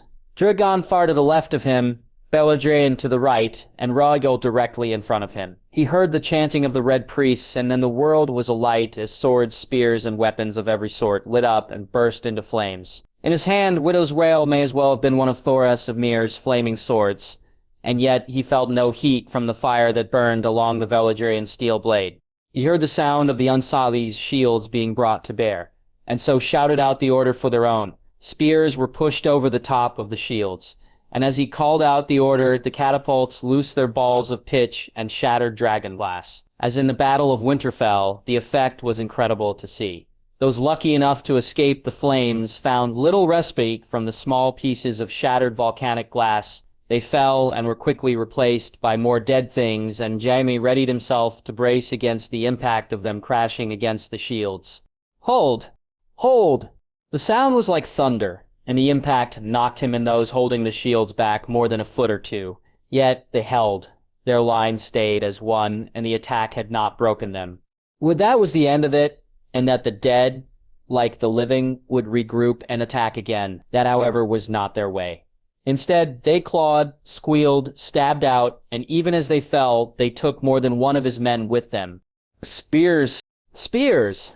Jaime knew that down the line to his left, the Unsullied were wielding their spears as if they had been born with them in their hands. None could match them, though today at least. His own men and the men of Dorne to his far right did their very best. The spears were thrust forward again and again. Their dragonglass tips ended any dead thing they touched, and the flames they were covered in quickly caught alight and set ablaze any they missed.